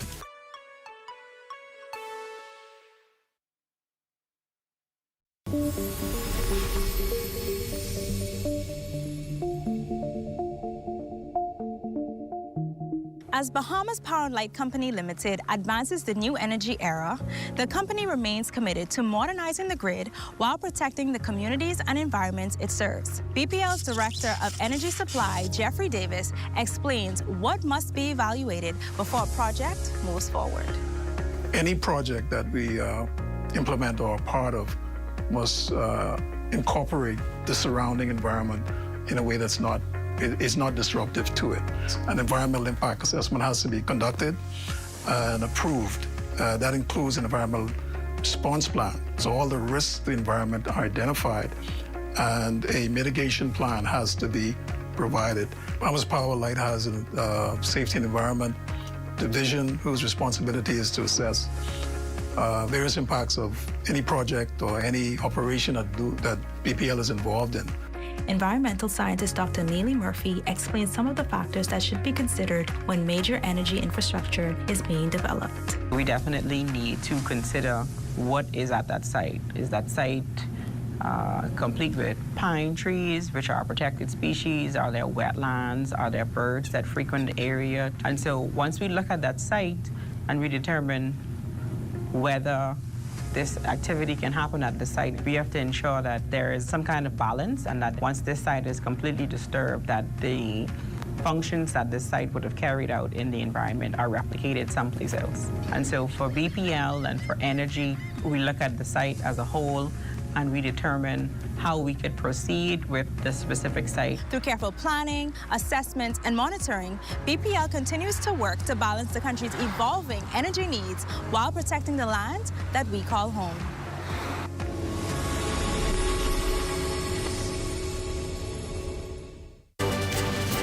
Welcome back. There are animal lovers, myself and Marlena included, of course, and then there are people who take it to a whole other level. That's right. For one woman in Massachusetts, that means looking after nearly 400 guinea pigs. 400. Say it one more time for the people in the back. 400. And they're not exactly quiet roommates. There's the squealing, the cleaning, the feeding, and of course she has help. So the volunteers take note of their different personalities and quirks, making sure each one gets the care it needs. But for them, it's a labor of love. It takes a special kind of love, I think, as some people see them as just cuter versions of rats. And speaking of rats, you know, I had two hamsters, which are also in the same rodent family. There was a short stint. I won't explain that story. We don't have enough time for that. Okay. But let's just say looking after two and cleaning their cages on a daily basis took a lot of work. So I can only imagine keeping up with 400 of them and all the personalities that come along with them. Anyway, we're moving on. And speaking of keeping up this year, there is an urgent need to address student performance in mathematics. Minister of Education, Science and Technology, the Honorable Chester Cooper, says this will be evident when the results of the national exams are released later this week. The Education Minister was addressing educators at the Public School Administrators Conclave at Bahamar yesterday. We cannot continue allowing students to progress through the system carrying learning deficits from one grade to another until those deficits become almost impossible to overcome. Early identification must lead to early intervention. Data must lead to action, and accountability must ultimately be about improving learning, not just completing paperwork. The education minister believes there can be no resolution in education without educators, and strong administrators will be crucial to that effort. With that in mind, Minister Cooper maintains the ministry has to think seriously about recruitment, retention, professional development, and succession planning. And I am pleased to tell you today that we are revamping, upskilling, and up-resourcing our human resource department to function properly and to meet the standards that you deserve. There are simply too many long-standing legacy queries that existed for too many years that can be addressed in a single day. Well, for some students, stepping onto a university campus for the first time can come with a mix of excitement, uncertainty, and of course, a lot of questions. With classes set to begin next week, the University of the Bahamas is using this period to help students find their footing, both academically and socially, before they enter the classroom. Shaquille Dames tells us more. With the University of the Bahamas welcoming both recent high school graduates and adult learners to the classroom, the needs of students can vary significantly. Nisha Tellis, the university's student engagement program specialist, says the focus is on making sure each student can find their place and feel prepared before the classes begin. We understand that we have a mixed demographic, multi-generational students coming here to the University of the Bahamas, whether they're a traditional student straight out of high school or a mature student coming back for a second or even first-time degree with the Bahamas government tertiary grant that offers basically free tuition for Bahamians with a 2.0. And so we see a mixed demographic, and for us, we want to be able to have a touch point for each and every one of them. And beyond that, create space for belonging and to ensure that we're helping the students to build confidence before they start first day of classes next week. Cassidy Powell, a first-year engineering student, believes the experience gave her a chance to get those early questions answered before the real work begins. It was long, but it was rewarding. We did a tour of the grounds. We were able to get advised and start registration. The process was easy, and it was nice to be able to meet with all the people who you've only seen in emails. And once the orientation, registration, and campus tours are out of the way, the focus now shifts on what students will do with the opportunity in front of them. Miss University of Bahamas 2026, Rakitra Antonia Prosper shares her experience. The advice I would give to them would be to stay on top of everything, and especially with every class you get like a course outline. So I would recommend just make sure, look over the topics, see if you could just give yourself a skim and review of each topic even before you go over it, so that when you actually get into the classroom, since you already skimmed over it, since you already read on it and learn more about it, it could be more easier learning the material. For many of these students, today marks more than just a welcome to the University of Bahamas. It's the beginning of a new chapter. Through the Mingos experience, they're getting a chance to connect, get involved, and start building their university community from day one. For the Bahamas Tonight, I'm Shaquille Dames. Awesome. Thanks so much, Shaquille. I feel like those kinds of events are so important. I mean, we called them Freshers Week. In the UK. In the UK, yeah. A good excuse to have a good time. Oh, yeah. Starting off on day one. Yes, yes. And get to know your schedule. And get to know your schedule. But after that, you know what happens? The coursework begins, and you get a pile this big to do with what, a week? Yeah. Anyway, make those friends. Make those friends. Go Mingos.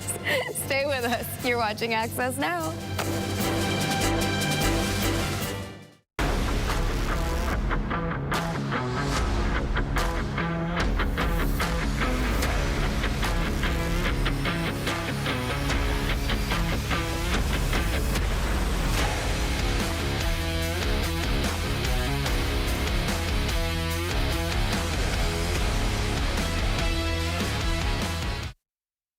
So you're planning to weather the storm at home. You've bypassed all the shelters. Your preparation is complete, and so are your emergency kits. You're ready. But what happens if the storm changes direction and it's a direct hit? What's your evacuation plan? If you don't have one, make take one. And remember, take into account the location of your house, whether it's near beaches, canals, or it sits in a flood-prone area, and be realistic about the evacuation plan. Plan what to take. In its simplest form, take only what you cannot afford to lose. Have a go bag ready and a discussion beforehand what bag contents should consist of, like toiletries, medication, change of clothing, and important documents in a waterproof folder. Take inventory of your home, pictures included. Make sure your vehicle has a full tank of gas. Decide your destination and the best route. If you can't get out, find safety in the highest level of your home. And as always, be sure to pay close attention to the ZNS network for weather updates. This season, be weather smart, weather safe. You're looking at a shot of traffic on West Bay Street, considered one of the busiest thoroughfares in the capital. That shot courtesy of our drone pilot, Isaac Roberts. Well, your Access Now Sports Report is next.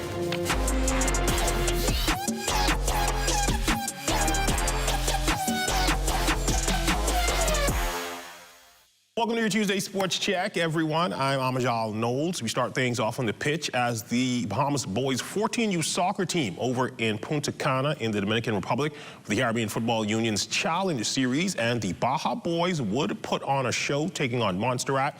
To the highlights, opening half, 7th minute, off the beautiful cross, Kai McIntosh would strike first blood for the 2-4-2 to go up 1-0.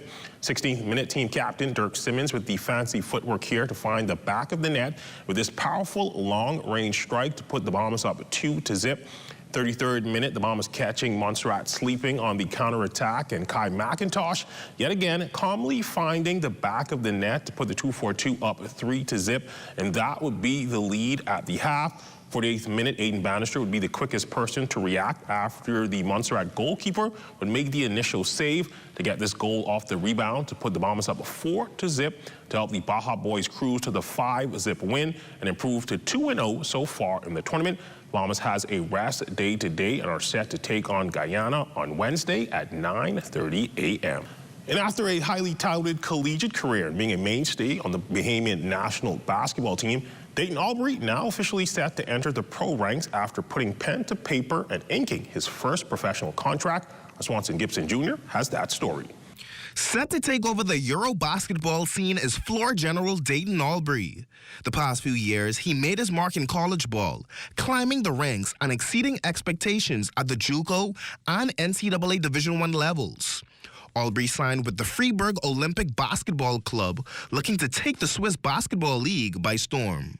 You know, my dream was to play in the NBA, but being blessed to continue my basketball career on a professional level is always a blessing.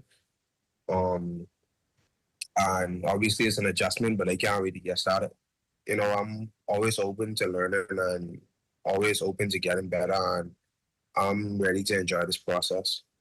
Albury discussing why he chose Switzerland after being scouted by numerous teams across Europe. After speaking with my agent, he got me in connection with the director down there at Freiburg.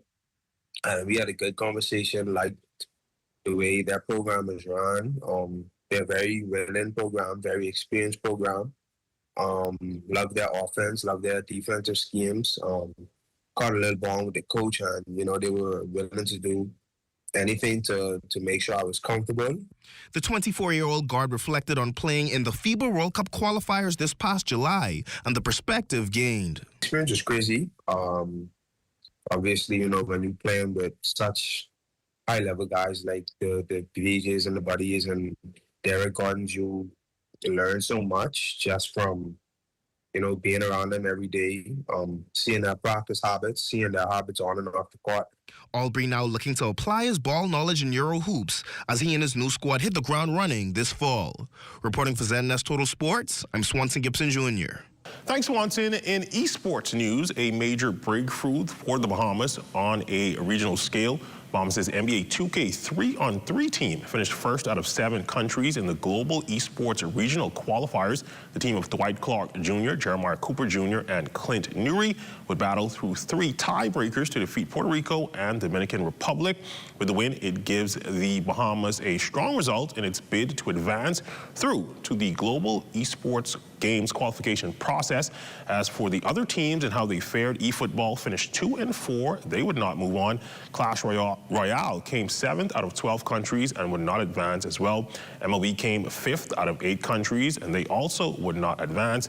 Bahamas Esports Federation adding that all teams saw significant improvement from the last set of qualifiers. And in tennis news, with the AID Clay Court Nationals recently wrapping up, we hear from the interim president of the Bahamas Lawn Tennis Association, Marvin Roll, who spoke about the possibility of a UTR Pro Tennis tournament that is in the works as well. UTR it's great to have these tournaments here because, you know, a lot of locals want to play these tournaments. You know, they want to get up there, get their feet wet, you know, even if they want to try to go abroad, even for the juniors as well. You know, so we're planning to have one at the end of this month or at the beginning of September. So people can get up there, play, get their UTRs up. You know, like I said, it's important for the juniors to get their UTRs up for colleges, for boarding schools and stuff like that. So definitely looking forward to that and hosting a lot more of these type of UTR tournaments. And that's been Look at Your Sports on this Tuesday. I'm Amajal Knowles, signing out until tomorrow.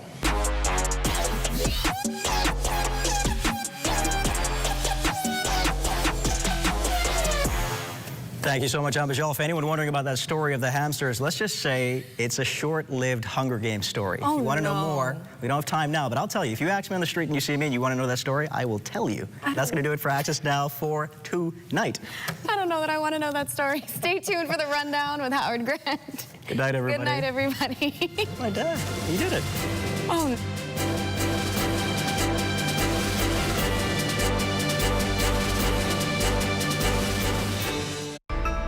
During a storm, your safety is priority #1. Stay indoors and away from windows and avoid going outside. Keep a flashlight handy and tune in to all official updates. Never use candles. They are a fire risk. Stay calm, stay connected, stay safe.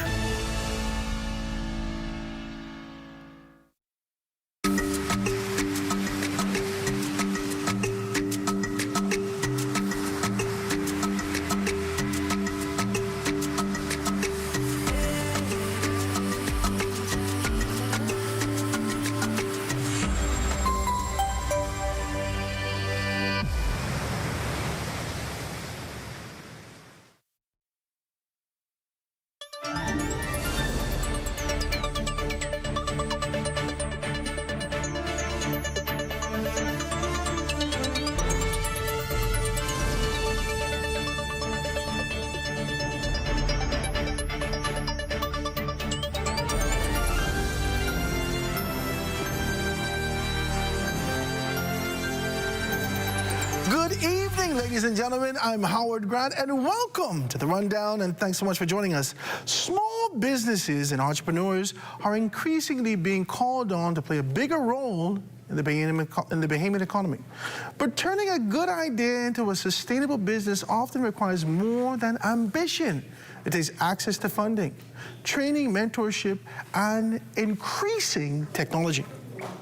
Tonight, we're looking at some of the opportunities being created by the Bahamian entrepreneurs for new initiatives being taken into the Family Islands to a competition aimed specifically at developing the country's growing fintech sector. And it's all being spearheaded by the Small Business Development Center. Leading us off tonight in the SBDC's Director of External Relationship, Rashad Ritchie. Welcome back to the Rundown, my brother. It's good to be here. Sharp, my God. It's wonderful to see you here with us tonight. We're going to be talking about these particular things. Let us know what's the big picture with the SBDC as it relates to what they've been expanding on with the entrepreneurs. You know, Howard, I want to start by saying it's so interesting in that you still have some person saying that, what's the SBDC? What is that? Just today, I was at a government agency and a lady said, you know, what's SBDC? I said, well, are you an entrepreneur? She said, yes. I said, you don't know what the SPDC is? I said, that means you haven't been looking for help. Because the SPDC is the premier organization. What is entrepreneurship? Anyway, that's SPDC, Small Business Development Center, is the premier business support organization in the Bahamas. We are the only organization that has helped persons on all 1,600 islands across numerous industries. We also are the only organization that has the breadth 1,600 islands, sir? 16 islands. Jesus, because I was like, sir, you're spelling it down. I mixed up 768. Across all 16 islands, 16 major populated islands, and across numerous industries, from the blue economy to agriculture to the green economy to electric mobility, young persons, men, women, the disabled. We've helped them all.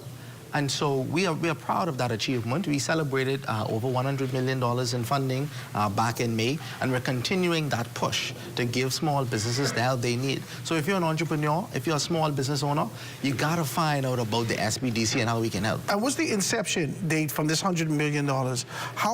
How long have you been in business now? So we've been in business, next month will make us 8 years. It ain't even 10 years yet? Ain't even 10 years yet. $100 million? Over 100 million. That's a lot of money. We're approaching 100,500,000 very soon.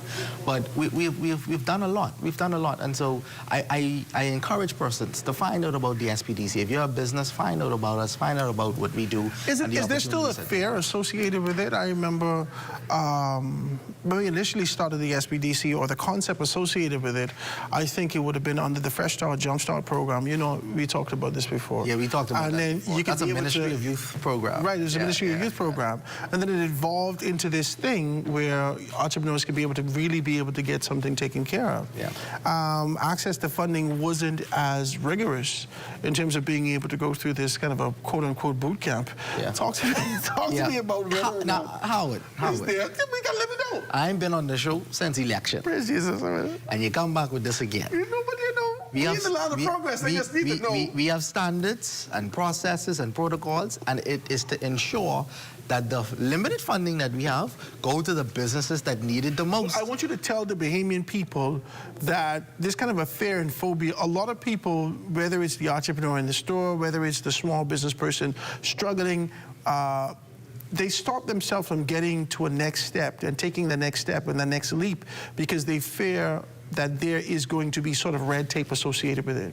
So I'm happy that you bring that up, and I want you to keep us on time because I need to talk about two very important initiatives. Yes, God, I can do that for you. But nonetheless, this whole thing about red tape and processing, I need persons to understand that we're not just sending out wire transfers. We still have that microwave mentality. We want it now. We want it instantly. We want it now.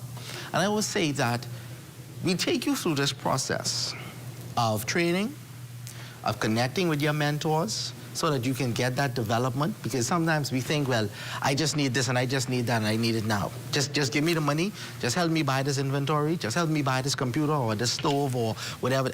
I just need it and I need it now. But the whole point of our process is to ensure that we do not have persons who abuse the funding that we have. I like that. So we need persons who are serious about entrepreneurship, who are not just and if you're serious, you'll endure. You will endure, because we don't need persons who are just in it because they're trying to get a contract. Do you know how many persons who say, well, I went and get my business license, but I didn't get a contract? But when you get a business license, getting a contract may be one aspect of the services that you're providing, but what was your larger business plan? Where were your other sources of revenue and your other customers were coming from? You did this entire thing because you were trying to get one contract, but we have to stop that as a country. Everyone is clogging up the business license system because they want a business license for a contract. Now, I know I might get in some trouble, but man, come on, man. It's the truth. No, because, listen, and I support the small man, I support everyone, and I want everyone to have an opportunity and get a chance. What I'm saying is, we are going through this process to develop businesses that will be sustainable, that not the businesses that will be around. Without a contract, you could live. That you can live, that you will have the ability to get other customers and enter other markets, and that this is a sustainable business, not for 6 months, but hopefully for 6 years, or even 16 or 60 years. We want long-term sustainable businesses. I like that, man. Tell me some of the initiatives that that the SBDC has underway right now as we're hearing from what you guys got going on? So we launched our Blue Economy Accelerator back in June. And we're closing our pilot cohort next, well, actually this Thursday, with a pitch competition. And so we'll have 5 persons who will be awarded up to $10,000 in grant funding through our Blue Economy initiative. So that's all of the businesses who are in our oceans, who are in ocean-adjacent businesses. Those are businesses who have coral reef positive impact, so there's that sustainability mechanism, and so they will vie for that, but that's not the end. Another cohort is coming up, and that will be for family islands, Bimini and the Berry Islands, Grand Bahama, and I believe Abaco. That's just the second cohort, because we always say, well, what about my island? The other islands are coming, but the only way you will know is if you what? Follow the SPDC. SPDC Bahamas. The other day I was at an event, and I said it in the phonetic alphabet. I said, Sierra, Bravo, Delta, Charlie, SPDC. So follow SPDC Bahamas so you can stay up with the latest. We just came back from Bimini last week, Thursday and Friday. How was that? It was wonderful. Standing room only. The family islands are buzzing with opportunity and they are ready to seize the day. And so we were there on the island of Bimini. We said, listen, this is a family island initiative. It's called Back to the Islands. We didn't want to launch it on New Providence. So you know what we did? We got up, we went to Bimini. Now, we wish we could have gone to all the family islands, but you know, if we spend money traveling, then we have no money to give in grants. So we went to one island. It makes sense. To launch the program, to let family island persons know I like the principle. that this program is just for them. So it's not, listen, New Providence isn't nowhere near this program. And I know my Nassauvians can get, you know, they can say, well, you 1 second your family island saying, what but the family islands? Now you're going to have Nassau people saying, what but Nassau? But it's a family island only initiative. We're doing it in 3 cohorts. This is very important. 3 cohorts, because we have already been getting the calls and emails, well, what about my island? So in this first cohort, we have 10 islands.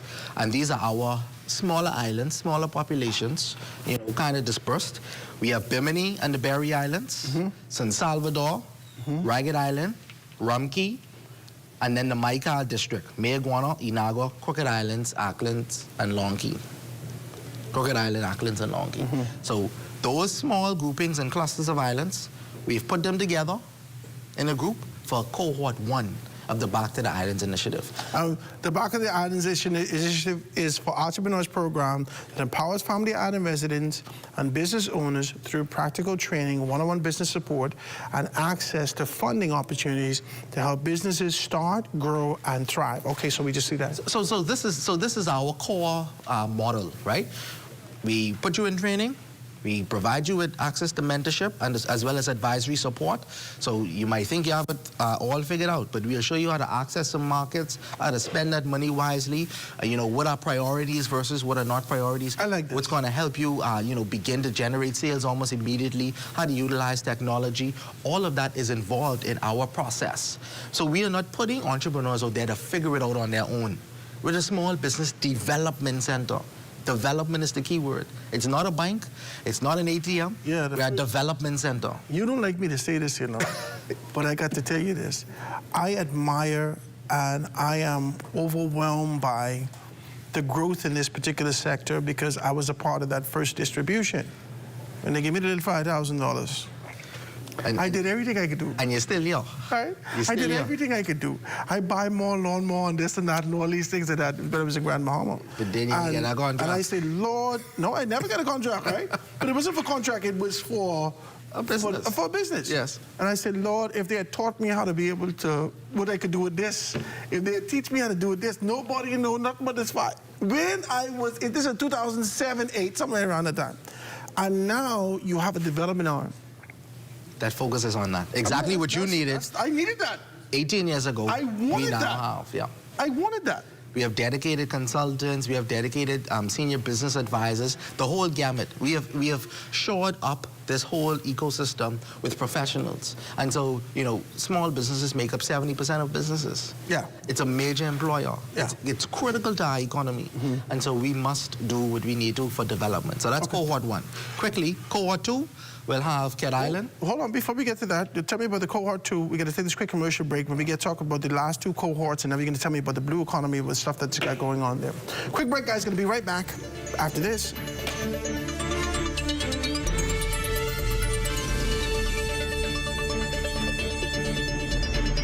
Let's swim Bahamas, bring water hazards to an end. Let's swim Bahamas. Water safety rule number 6. Open water swimming. Always swim in line with the shore. Do not get out of your depth. Let's swim Bahamas, bring water hazards to an end. Water hazards to an end. My 6th grade teacher, Mrs. Marcia Roberts at Palmdale Primary, she actually saw me as an educator, and I didn't see it. I actually wanted to be a journalist, and then law. And I said, I'm going to be this type of teacher if I do become a teacher. And almost 23 years later, I am now an educator.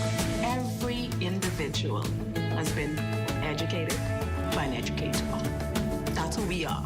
We build citizens because we have a lot to do in producing the best citizens that our country needs. We're smart, and we get to actually impart our knowledge to children who need it and they're expecting it. Come into the profession. Trust me, education has evolved. It's multifaceted right now, and we are moving. We need your expertise. Come in.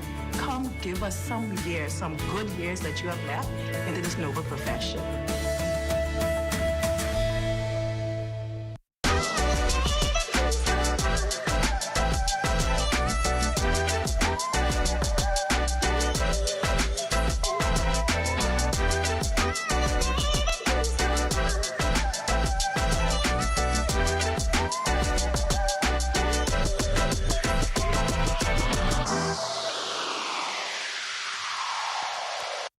A lot of our young men and women, they look forward to being around the game of basketball so much because a lot of their community is infested with crime and violence.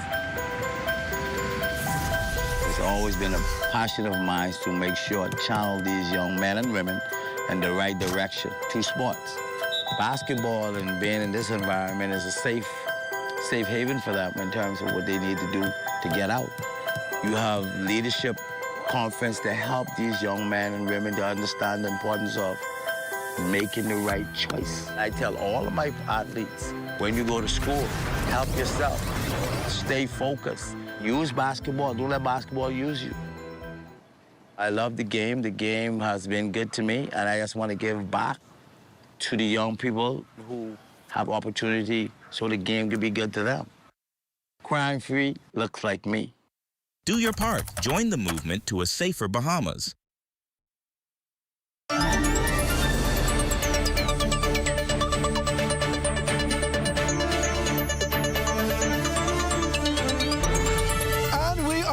Ladies and gentlemen, this is The Rundown. I am Howard Grant, grateful to be in your company, jamming with you. We're talking about this today. SBDC is partnering with OKX Bahamas to launch its Bullpen FinTech competition. Joining us now is OKX Senior Business Strategy and Operations Director, none other than Dino Cartwright. Welcome, my brother. It's so wonderful that you're here with us. Tell me all about your business. First and foremost, I need to know about what OKX is, and then generally tell me about FinTech. Thank you so much, Howard. It's great to be here. I've always followed Rundown, always followed you in your spaces, so great to be here talking with you. You see, I know you was a decent man when I saw you. Praise God. Go ahead. Right. So OKX Bahamas is a part of a global brand. It is a DeFi company, which you would be familiar with, cryptocurrency.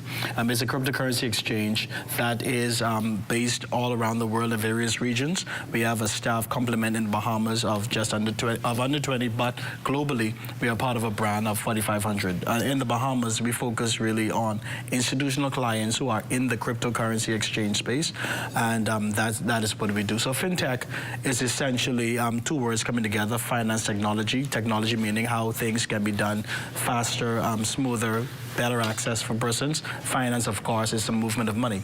So it's essentially helping to move money and value over through FinTech or through technology at a faster speed, still safe, using blockchain technology. Blockchain technology is a technology that allows the transfer of value or the transfer of information over what is considered to be a chain of we can track these users, track their origins, and be able to still do business in the safe and secure way.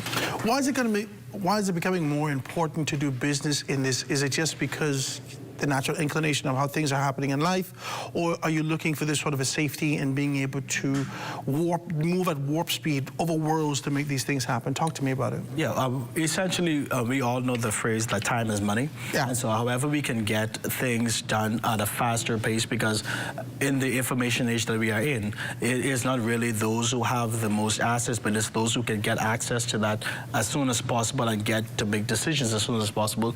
That is what helps to propel the industry. And so we have decisions that are being made at warp speed. So we need to be able to move finances, move money, move value at warp speed. And so persons are now leaning toward this movement of money at a more cost-effective way, but also in a faster way, so I can get money to you faster than having to wire it, taking several days to get it to you and all of that. So it helps to build that business or that transactional value for customers. Where do we fit in this? So we, as a nation, as a people? As a nation, I believe that because our number in industry is tourism, and because we have the ability, or we have the necessity to actually reach persons on a global level, I believe it is key that we are now part of this global mandate or global exchange of funds and global exchange of finances and value. Tell me about this now. We've been seeing some stuff, we've been hearing about some stuff as it relates to the bullpen fintech pitch competition. What is a bullpen, and what is the entrepreneurs actually being asked to do in this kind of a space? Okay, so the bullpen is a concept that we have coined here at OKX, and that is really the opportunity for persons to be a part of pitching their ideas, entrepreneurs pitching their ideas and receiving funding for these ideas. It started off with OKX being part of the corporate social responsibility mandate that we have, also tied to education. We want to be able to ensure that we provide two things that is key to the growth of business or scaling of business, that's access and opportunity. When we provide, and a number of persons have great ideas, but they don't have access to capital. And then if they have access to capital, they don't have the opportunity to share this. So what Bullpen is a live pitch competition that is being hosted by OKX Bahamas in partnership with the University of the Bahamas. Is being held at University of the Bahamas because we believe that this higher level of tertiary education and so similar to Shark Tank, but a little similar. Yes, very similar to Shark Tank. Okay. So they would sit before 5 judges. They would pitch their idea. Local judges, international judges. Local judges. Local judges. Yes, but they're in. And what do I pitch? Just any concept, any idea? So we have several businesses. How it started was in April. We launched out a nationwide campaign for the Bullpen live pitch competition. We got 117 persons who would have applied successfully for this Bullpen. Out of that 117, we shortlisted 30 entrepreneurs who are part of this program. They went through an 8-week incubator program with the University of the Bahamas, where they learned everything from business fundamentals to business finance to learning how to pitch. So essentially, you got the raw talent, capability, possibly viable idea. You broke it down from 117 all the way down to 30. Correct. And then you fortified them with information to be able to strengthen it going forward. Exactly. So that even when they come into the pitch competition, and if they are not successful in the first, second, and third prizes, you still win. At least you still win because you have education. They all had access to mentors in the industry. And what we are looking at is during the pitch competition, we will have persons not only from us, but you talked about the partnership with SPDC. Also, there will be other financiers in the room, and the general public would be in the room, so that even if you decide the other 29 of us. So that night we're down to 5 finalists. So the top 5 finalists would be pitching that night. But even if you're not in the top 3, at least everybody who was there can hear your idea, and they may want to be able to finance your idea. How do you get that? How are you breaking this down? I was thinking that you had 30 people go before 5 judges. No. So you're just going to bring these 5 persons before the 5 judges. So what we did was we had the 30 persons who were part of this incubator session. On last Saturday, we had them come before a preliminary round where they would have pitched their idea before a panel of 4 judges. And that panel of 4 judges would have then shortlisted the top 5. Now tell me this, because this is intriguing to me. What are you looking for Okay, what we're looking for... As it relates to when I pitch, you're looking for something national, you're looking for me to be able to bolster a tourism product, if you're looking for an industrial product, what are you looking for? Great question. So we open it up in 4 main areas. One would be, how do we make money move faster? So if you can develop an idea that can make money move fast in country, that is what it is. Because overall, the overarching theme or the overarching idea is national development. How can we push the needle forward in the Bahamas as it relates to fintech? So you can come with an idea to make money move faster. Secondly, there is a portion of that. This is crazy. We're talking about sustainability. So we are in the hurricane belt. And so what happens during hurricanes is that normally we see that electricity is down for days, transportation is down for days. So how can we make money move faster? How can we rebuild these communities faster? But chance there may be an app that is that you can develop that can help persons to send money faster, to be able to move money faster throughout the country before the teams come in with their help. We find that when Haiti had the earthquake several years ago, 2010, they were the ones who really kicked off this whole movement of money by telephone, because they had days and months when there was no help coming in, but they were able to move money or receive money by way of telephone. In Africa, you would understand that there are more telephones or mobile phones than there are people, and they kind of leapfrog. They leapfrog. That is true. Yeah. They leapfrogged over. So I got 5 phones. You know what? That is true. I got 5 They leapfrogged over putting those lines and wires in Africa because that's that's costly. So what they did was they jumped over that entire thing and went straight from nothing to cell phones, and that's how they move money forward. So if you have an idea or concept with that, if there is something that can help to develop the tourism product, we invited persons to come in and help with that, whether green economy. What we found with those 117 persons, we found persons from all 4 of the economies that are local here to that they pitched. The blue economy, there were some persons who had ideas dealing with water sports and water vessels and all of that. You had the orange economy, which is that cultural economy. They were part of that. Then, so you had persons from a wide, a vast area across country or across industries that were able to pitch. And so I told them that even when you walk out of here, you walk out of here with an 8-week certification from a recognized tertiary institution that, hey, this is what I did to help to brand my business. This is crazy. I want to ask you some more questions about this. I need to know about, okay, so they're here tonight, but I'd like to know, what are you looking for specifically? Are you looking for sustainability in their ideas? Are you looking for the ingenuity in their ideas? Are you looking for creativity in their ideas? Are you looking for viability in there? What are you looking for when you are judging them? So we're looking for feasibility, first of all. Yeah. You can have a good idea, but if it doesn't make sense in our local context, then it may not be for right now. So we're looking for feasibility. We're also looking for the ability for it to be scaled. So you're looking for scalability because, again, we're providing some financing to help you with your business. We're not getting... Are you fixing a problem? That's the first thing. The family islands don't have banking. Yeah. The Canadian banks are seeking to be able to move out. A lot of persons are in their kind of... You know I was going to talk about this. A lot of persons in their particular capacity need to be able to figure out how to do this. We've already been warned that... the number houses is not a bank. You can't send X amount of dollars if your cousin needs X amount of dollars quick. So whilst we're looking at you and you pitching us this process, we need to know whether or not this is feasible, whether we could be able to do this now, if this is incorporated, so forth and so on. Is that what you're looking for? Yes, definitely, because we are an archipelagic nation and scattered across all these islands. We want to be able to see if there is something that you can add to your business or add a fintech aspect to your business that will help you to remove the borders that are essentially there now. And so I like this. The top prize is $10,000 cash from OKX Bahamas, in addition to $7,500. Cash. So cool out. Praise Jesus. Yeah. I like this. Added to $7,500 in kind. So in kind is where would come in with mentoring, and there would be connecting you to the various persons who can help you to develop your idea concept. Second prize is $7,500 cash, plus you be coming in with $5,000 in kind.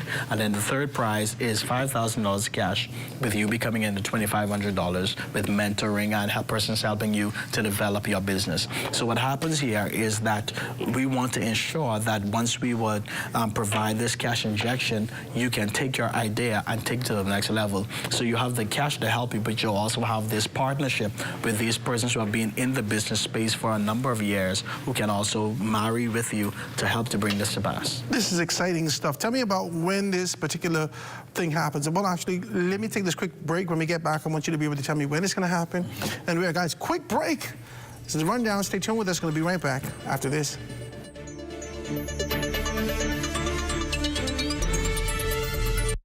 The Bahamian spirit doesn't stop at our borders. It travels wherever our people go. Every Wednesday, Bahamian Footprints shines a spotlight on Bahamians who began their journey right here at home and are now making a difference around the world. Their accomplishments are our pride. Their stories are our inspiration. Bahamian Footprints, proudly presented by Coca-Cola, every Wednesday at 6 p.m., only on What's Trending.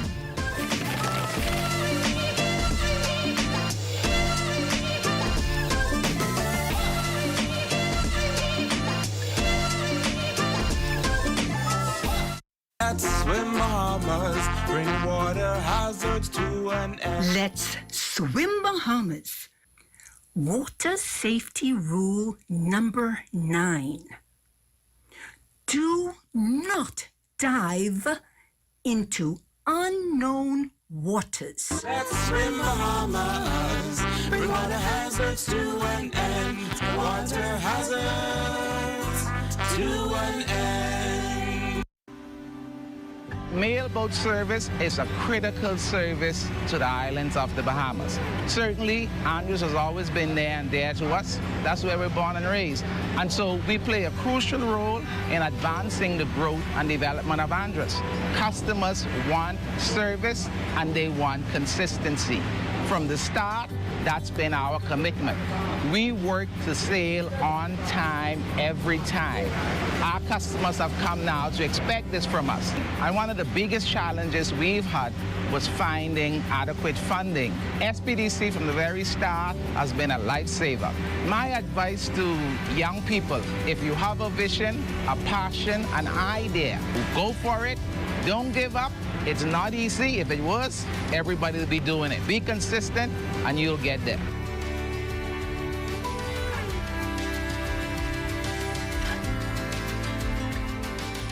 The idea of taking swimming lessons to the Bahamian public was something that we thought was a great idea, so we started Let's Swim Bahamas. I've always been a learn to swim coach and a life-saving coach, and so this is now my turn to kind of really see learn to swim being developed. Although we ran Swift Swimming for some 30 years and we offered Let's Swim lessons, we knew we were only touching a small percentage of the Bahamian public. I enjoy the children and how happy and excited and joyful they are. I mean, some of them come from maybe hard homes. Maybe they're bullied at school. Who knows what they have? But when they come here, it's a very positive thing for them. At the end of the day, more kids will be fulfilled, more kids will have a life-saving skill, and more kids will stay away from crime. Crime-free. Looks like me. Do your part. Join the movement to a safer Bahamas.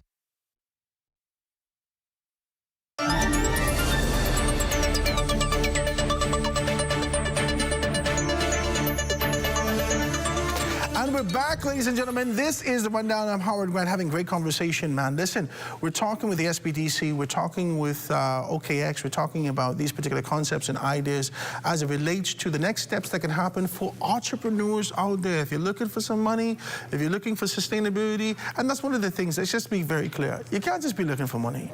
You gotta be looking for sustainability. How can you put yourself in the position that this thing could just be 6 weeks, this thing could be 6 months, that you wouldn't be a part of the statistics, and you fall at the wayside, and then you're back here shaking a cup, talking about, put something in there, you need to stop, right? I'm here and I'm talking about, we're talking about these particular things, and I want to find out from you, in this particular capacity, Mr. Ritchie, about these particular concepts. Tell me about the last 2 cohorts. We started to talk about it.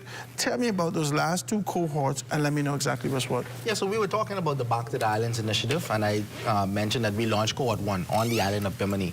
And so the Maical district, Meguana, Inagua, Acklins, Crooked Island, Acklins, and Long Key, Rum Key, Ragged Island, Bimini and the Berry Islands, and Salvador.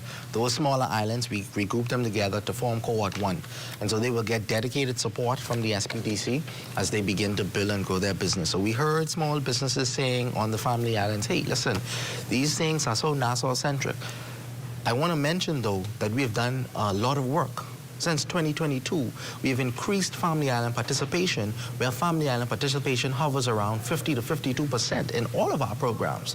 So we have been ensuring that Family Island representation was there, but we said that that's not enough. So we did a program just for the Family Islands. So in cohort 2, which will launch shortly after cohort 1 is completed, we will have Cat Island, Long Island, Eleuthera, and Andros. We'll have those 4 islands. And then in cohort 3, we'll have Grand Bahama, Abaco, as well as Exuma. And all will be able to get the same cap. You have a $15,000. It's a $15,000 cap on the funding, grant funding, but it also includes the training. Now, the training, what we did was we did it live, so that those persons who wanted that interaction with the trainer would be able to have that interaction. So we'll have the training. You will be paired with a senior business advisor. So these are SPDC staff who are experts in the area of preparing businesses for guaranteed loans, as well as for developing business plans and executive summaries. And so we have the expertise in preparing you with that. So any questions that you may have, any concerns, and I always encourage entrepreneurs to learn more, to want to learn more. You may have a business model or a business concept, but you never know, sometimes you might have tunnel vision, you don't know how you can expand that, how you can maybe enter different markets, how you can, streamline some things, cut some things that are costing you money and save on cost. So the SPDC is doing great work, great work. You really are doing great work, and sitting beside you is Mr. Cartwright, who's been able to tell us a lot of the stuff as it relates to OKC. Is this initiative that the SPDC saw being able to get involved? We had a good conversation. We talked about this sort of a concept of being able to dive into what fintech is. Tell me about this sort of relationship. How does this happen? Listen, I won't get into all of the details of how it happened, right? But when we saw that OKX was launching this bullpen pitch competition in the fintech space, I thought to myself, I said, this is a good opportunity for SPDC to get involved in this fintech space so that we are able to not only learn about the types of businesses in this space, but we get familiarity with operating a program in this space, and then we also gain a new partner, a very strong partner in the fintech space. So, maybe, once we go back to the drawing board, SPDC may be having its own fintech program, because this is a learning process for us as an organization. But we saw that OKX was a very strong organization within the space, and we thought that, in partnership as well with UB Ignite, that we cannot allow something for small businesses to happen without SPDC being at the table. And so it's a wonderful relationship that we're budding with my good friend Dino Cartwright and OKX. And, we're hoping for a long-term relationship as well, because fintech is new money. When I say fintech is new money, what I mean is it seems like it's the future. It's the future. It's that new market. And, from an SPDC standpoint, I always say, I think we've mastered the chicken shacks and the Keats and the Kennets. I think we've mastered the barber shops and the nail salons. We've mastered the car washes. Now, Howard, stop it. Now, stop it, Howard. Now, stop it, Howard. Stop it, Howard. What I'm saying is, Howard, from a business development standpoint, we have mastered, listen to my language, we have mastered certain types and industries. We've mastered certain types of business and industries. as a country, we've done it's well. It's time to diversify the approach. It's time to diversify. It's time to be able to look beyond these things. If the world is moving, we have to be on pace with what's happening around the world. And one of the things that entrepreneurs all over continue to be able to cry about throughout the length and breadth of the country is access to funding. Yes. And if fintech, and Dino, you could be able to tell me a little bit more about this, if fintech is in this sort of a capacity where eventually we could find ourselves being able to not only access capital, but swiftly being able to access this particular capital to make some things happen, I think we are on course to do some stuff. Most definitely. Like Rashad would have said, that the issue is not just the ideas of persons we have. We want to take it to the next place where we can, perchance, reach a global audience. We are in a world now where globally or internationally, that stage is now open to us. And so we want to have the necessary mechanisms in place and the training in place to get persons who are local to be thinking more global. And that's why we thought to also partner with SPDC, not only for the fintech, the bullpen, but further to see exactly how can we empower, through education, local entrepreneurs or local business persons to take their business beyond these 700 islands and keys to actually take it to the world where we can now embrace the global economy. Secondly, we would want to let persons know that fintech can be added to any business. You could be in that business where you breed here, but then how do you now access, or how do your customers now access you 24 hours a day? How can you get money while you're sleeping? How can you book and all of the, how can you book reservations or book appointments on your app, get access to money while you're sleeping? So with learning about fintech, we would actually want to prepare the local economy or the local consumer to know how to brand. Here's another thing, Howard, we had an opening at our job, at our workplace last year. And when we put out the advertisement, we noticed that the persons were coming in, but a lot of persons in the country are trained in traditional finance. They are not yet trained in the blockchain space, not yet trained in the cryptocurrency space, not yet trained in digital assets. So I can say something. So what happened? I want to say something. I'm very careful what you want to say. You say it. The Minister of Education spoke specifically about the fact that a lot of persons are falling back in math, and I was perplexed about that. Mm-hmm. Because whilst I don't disagree with him, the entire math environment shifted. Okay. Nobody from 2010 was able to do anything without these telephones.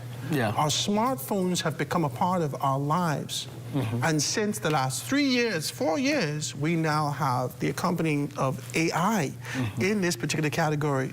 And so when we hear these things, we understand that the world is moving in this particular path.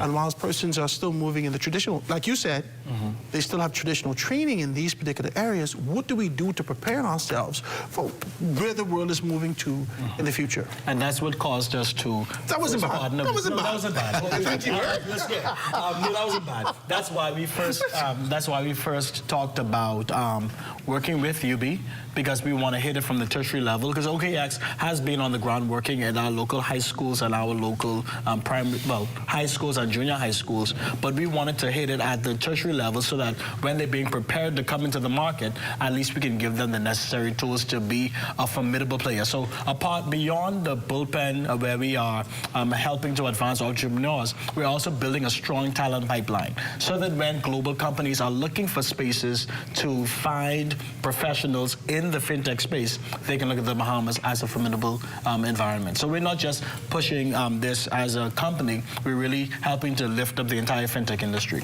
I'm going to ask you this question. Years ago, we would have been able to identify as a haven of sorts, and a lot of persons being able to run here to be able to hide their cash and whatnot. We would have gone through everything we can do to be able to clean that up, our image, so forth and so on. With the introduction of fintech, with the introduction of these things, not only to our islands, but to the global scale, what can we expect persons being able to come into the space and do in those areas?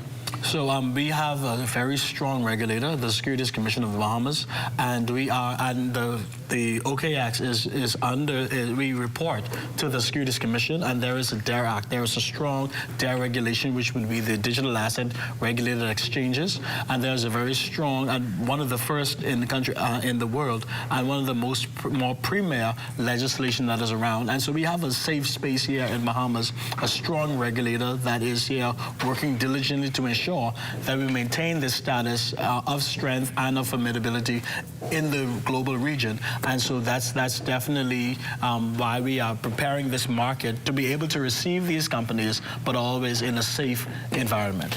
Now, Mr. Richards indicated to me that the SBDC has found themselves in this way, almost budding a new relationship with you and trying to be able to strengthen that. Mm-hmm. Where do you see this fintech 10 years, 15 years from now? Mm-hmm. In contrast, not from a global standpoint, in contrast to the tradition that exists in our country, and how do we now prepare ourselves for what's happening from a global standpoint? Great. So you would have spoken a bit earlier about the shifting of the dynamics as it relates to banking and finance in country, where the traditional brick and mortar are slowly moving off the scene, and there are more technology-driven companies that are burgeoning. What I see in the next 10, 15 years is more access to capital, perchance building a stronger market where we have peer-to-peer lending, where we would commercially, even Rashados would talk about earlier, even when they can now issue capital through cryptocurrency. These are the things that we are looking to help to develop the mindset of persons, educate them, train them, because it's one thing to be a part of that global landscape, but not having the necessary training can lead you or make you be vulnerable to scams and vulnerable to all of these things. Wow. So what we are going to spend the next 10 years doing, or five to 10 years doing, is really educating the general public, really educating the populace through UB, through SBDC, whatever partnerships, helping to partner with them, helping to partner with other local organizations, so that we can actually get persons educated on the matter before we actually dive deeper into this. And we are looking to work with any organization that is looking to help to educate, helping to build the mindset or build the capacity of local persons in developing in this space.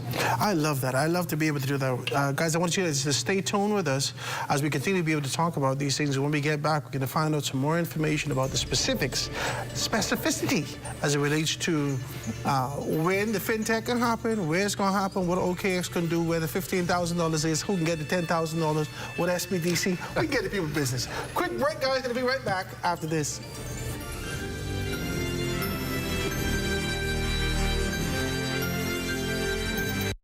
The Bahamian spirit doesn't stop at our borders. It travels wherever our people go. Every Wednesday, Bahamian Footprints shines a spotlight on Bahamians who began their journey right here at home and are now making a difference around the world. Their accomplishments are our pride. Their stories are our inspiration. Bahamian Footprints, proudly presented by Coca-Cola, every Wednesday at 6 p.m., only on What's Trending.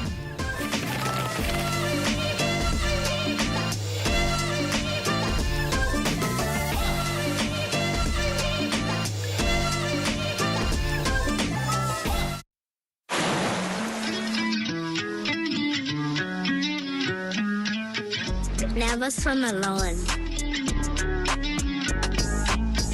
Don't go deep into the pool. Don't run around the pool because you might slip and get hurt. If someone else falls into the water, don't go in and get them by yourself. Call for help. Parents, sign up your children for Let's Swim Bahamas.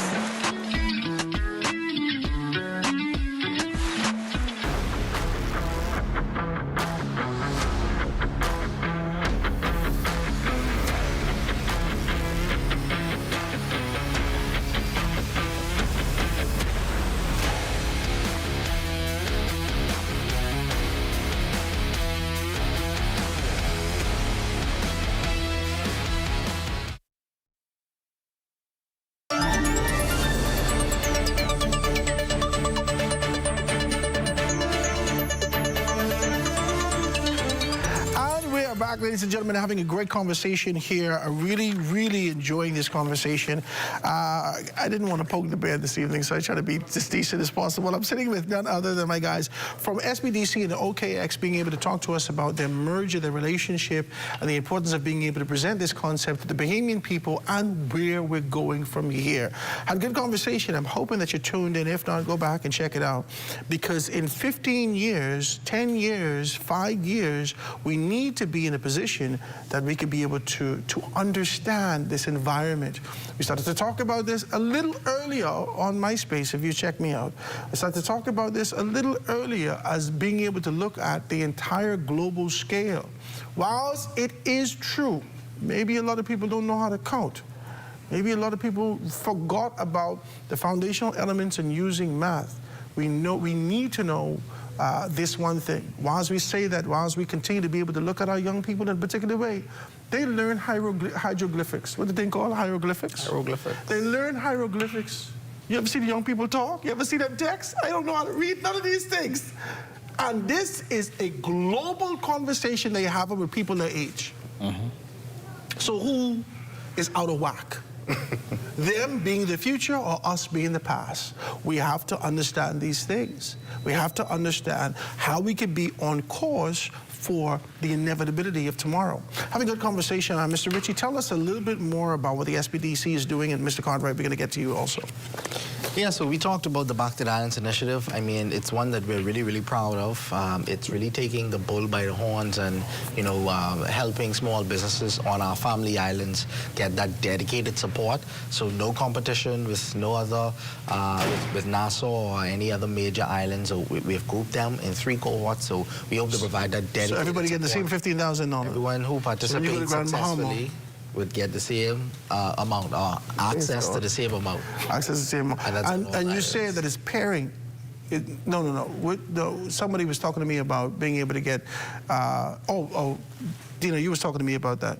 Getting $10,000 from the competition, and then the other $5,000 in kind. Okay, but this is something that the SBDC offers on a consistent basis.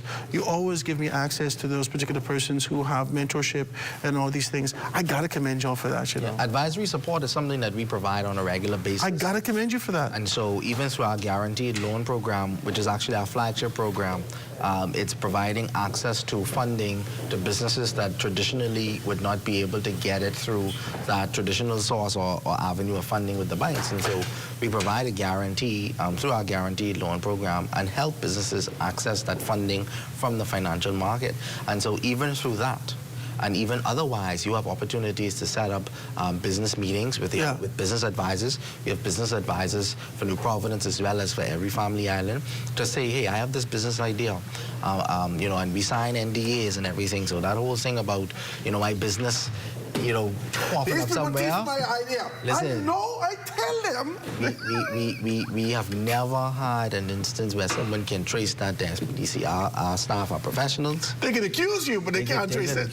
Well, listen. If you're going to accuse company, they can say, that's my one, you know. But see, I spoke to a group of entrepreneurs the other day, and I said, listen, sometimes you believe that only you have the idea. Only you won. Only you. On the planet of 7 or 8 billion people, only you had this idea. What the prophet say? It's only me, Lord. And the Father said, there's always a remnant. The same TikTok you watch, they watching. Everybody watching the same thing. And so, you know, it's important, and I'm very, very proud. I don't know if you guys were following the news to see that we are poised to fully operationalize the World Intellectual Property Treaty, as well as another intellectual property treaty. I think it's in October of this year.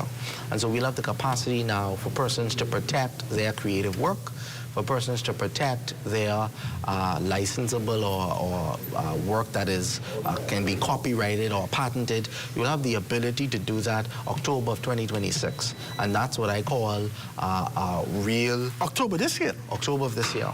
It was in the news. You make it sound like it's fast. It was in the news this week. Well, October 2026 it's is a been a couple long weeks. time coming. It's in a couple of weeks. My God. And I'm very, very pleased to see that this has been achieved because small businesses, especially creatives, how many times we see those viral social media posts and then next thing you know, everybody's singing it, everyone using it. Or even now when persons make video, they're using other person's music in the background. These people are not making a dollar, they're not getting any credit. And so this piece of legislation is important. This, not legislation, but this signing of the treaty and acceding to this treaty is very important for small businesses. And so, you know, you'll be able to protect your ideas if you believe that it is something that is, I like this. You know, is brand new and something that you would have innovated. And so we're very, very. They had to go to the caveman way before. Mail it to yourself. Mail it to yourself, or you go through the Registrar General. But this is a process that I think will now also be integrated with different countries around the world. So you'll be able to get that international recognition. I got to be able to say this to you, that when you start to be able to take on this position and have a conversation about the fact that you have these mentors and whatnot. Now, ChatGPT is a great deal of people friend. Let me just be very clear. But ChatGPT does not know culture. They don't know. And you know, it's an amazing thing, and I got to commend SBDC for this also. In every jurisdiction over the major islands, you have someone to be able to lend advice in that space. Yes. Because it may differ, not heavy, but it may differ from space to space. Yeah, there's some cultural appropriateness and everything, so we have persons for each island. All of us is Bahamian, all of us in the same space, but Cat Island is do business a little bit different than Long Island. Yeah. Right? All us don't eat our sauce. And all, don't get the people business. I in this business, right? Get the people business, right? But I want to commend you on, man. I want to commend both of you for being able to do this. Dino, I want you to be able to kind of wrap up and tell me about when this competition is going to be. I know we started to talk about that a little earlier, but tell me when the competition is going to be and whether or not persons is too late. Well, you didn't break it down from 17 to 30 to now. You can be able to look at 5, but tell me when the competition is going to be. So the competition is next week, Thursday, which is August 27th, starting at 6:30 p.m. August 27th at 6:30 p.m., but the doors open at 6 p.m. We'd want persons to come. There is a QR code. You will be seeing those flyers coming out this week and next week. There's a QR code where we would want person to RSVP. To this event is entirely free, but we want persons to RSVP to ensure that they have a space in the room. So that's August 27th at the Performing Arts Center at University of the Bahamas. So that's the PAC at the University of the Bahamas at 6:30 p.m. next week, Thursday, August 27th. Okay. Now, to piggyback of that, just very briefly, right? So this Thursday, we have the Blue Economy pitch competition. Next Thursday, we have the OKX competition. You see, we are ready in sync in this partnership and relationship. Just 3 Thursdays and next Thursday. But you know, especially with but especially, well, we'll open and close with prayer, so you'll still get over. But especially with the OKX pitch competition, small businesses who are interested in either getting into business or expanding their business, you have to come out to these types of events. This is how you grow your network, how you interact with the faces and the people in these spaces who can help you, who can give you access to certain things, who can really help you to push your business forward. And you can even help your business get exposure. I met someone the other day and they were telling me about their business that they started and, you know, everything that they were doing. I said, but listen, why you never mentioned this before? I say, you're leaving money on the table. I say, everybody you interact with is a customer. So don't leave money on the table. Come to the OKX pitch competition, meet some good people, talk about your business. Blue Economy. Blue Economy this week, Thursday, Courtyard Marriott. That's at 6 Courtyard Marriott. 6 p.m. I want to see you there, Howard. Come in your blue suit. I know you got a blue suit. Listen. It's a Blue Economy pitch competition, so come in your blue. I know you got a blue suit. I got a blue suit. I'm from Mid-Baroque, so I think I got a blue suit. So come on this Thursday, and then next week Thursday. Now this Thursday, our capacity is about 80 persons. You got to RSVP for that as well. I think I saw the QR code on the screen. 80 next people. Thursday is what? 380. 380. 380. 380 people. Yeah. So you would want to be in the room. And the next thing is, out of those 30 persons who were a part of that first competition, we want to. They'll be also in the room because they'll be getting the certificates and being recognized, but who knows who will be in the room with them.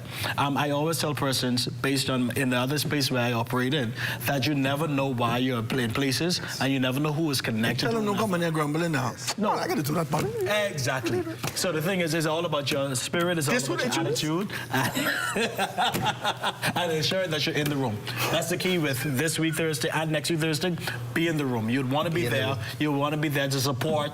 And I would even tell persons, come with your business idea in hand, because we're working with SPDC, and I also asked Rashad those, please get us all your financiers in the room at one time, because who knows where they bringing the money to. Some big people could be in the room. So bring the money. Yeah, so you better be in the room. Yeah, praise God. Wrap it up and put it in the envelope. You know what I like this idea. Do it like how Grandma used to do it. Tuck it in your hand. Under the table, full and tuck it in your hand. You know, bring your business card, man. Listen, it's great opportunities happening.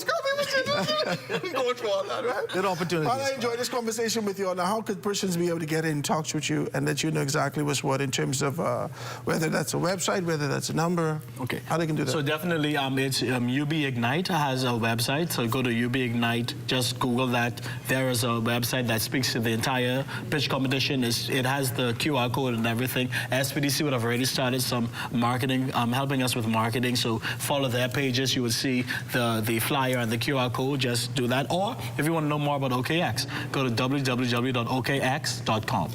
Listen, I think if you all fill the room next week Thursday, OKX might do a part 2 of this pitch competition. So you better come out. For $20,000 this time. Listen, it might even go up. It depends. Listen. Money run. You all need to stop. No, but like Dino said, we've been helping.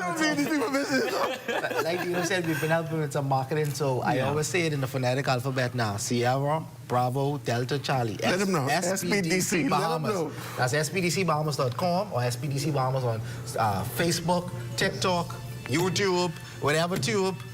Get us, SPDC Bahamas. Well, I enjoyed this conversation with you guys, and all the absolute best. If you're an entrepreneur out there, you want to be able to be a part of these things, make sure you jump on board. They got all the Thursdays covered before back to school, so go check it out, all right? That does it here for us at The Rundown. Make sure you stay locked in to ZNS Network for the Bahamas tonight at 11 p.m. It's the final newscast in the country with the latest in news and information from Corval Pyfrom. From all of us here at ZNS, I'm Howard Grant. Thanks so much for joining us.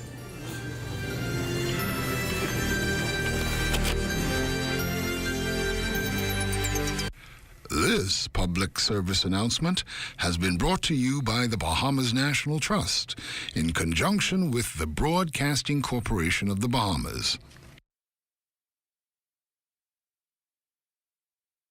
For 60 years, we have been here, the voice of the environment.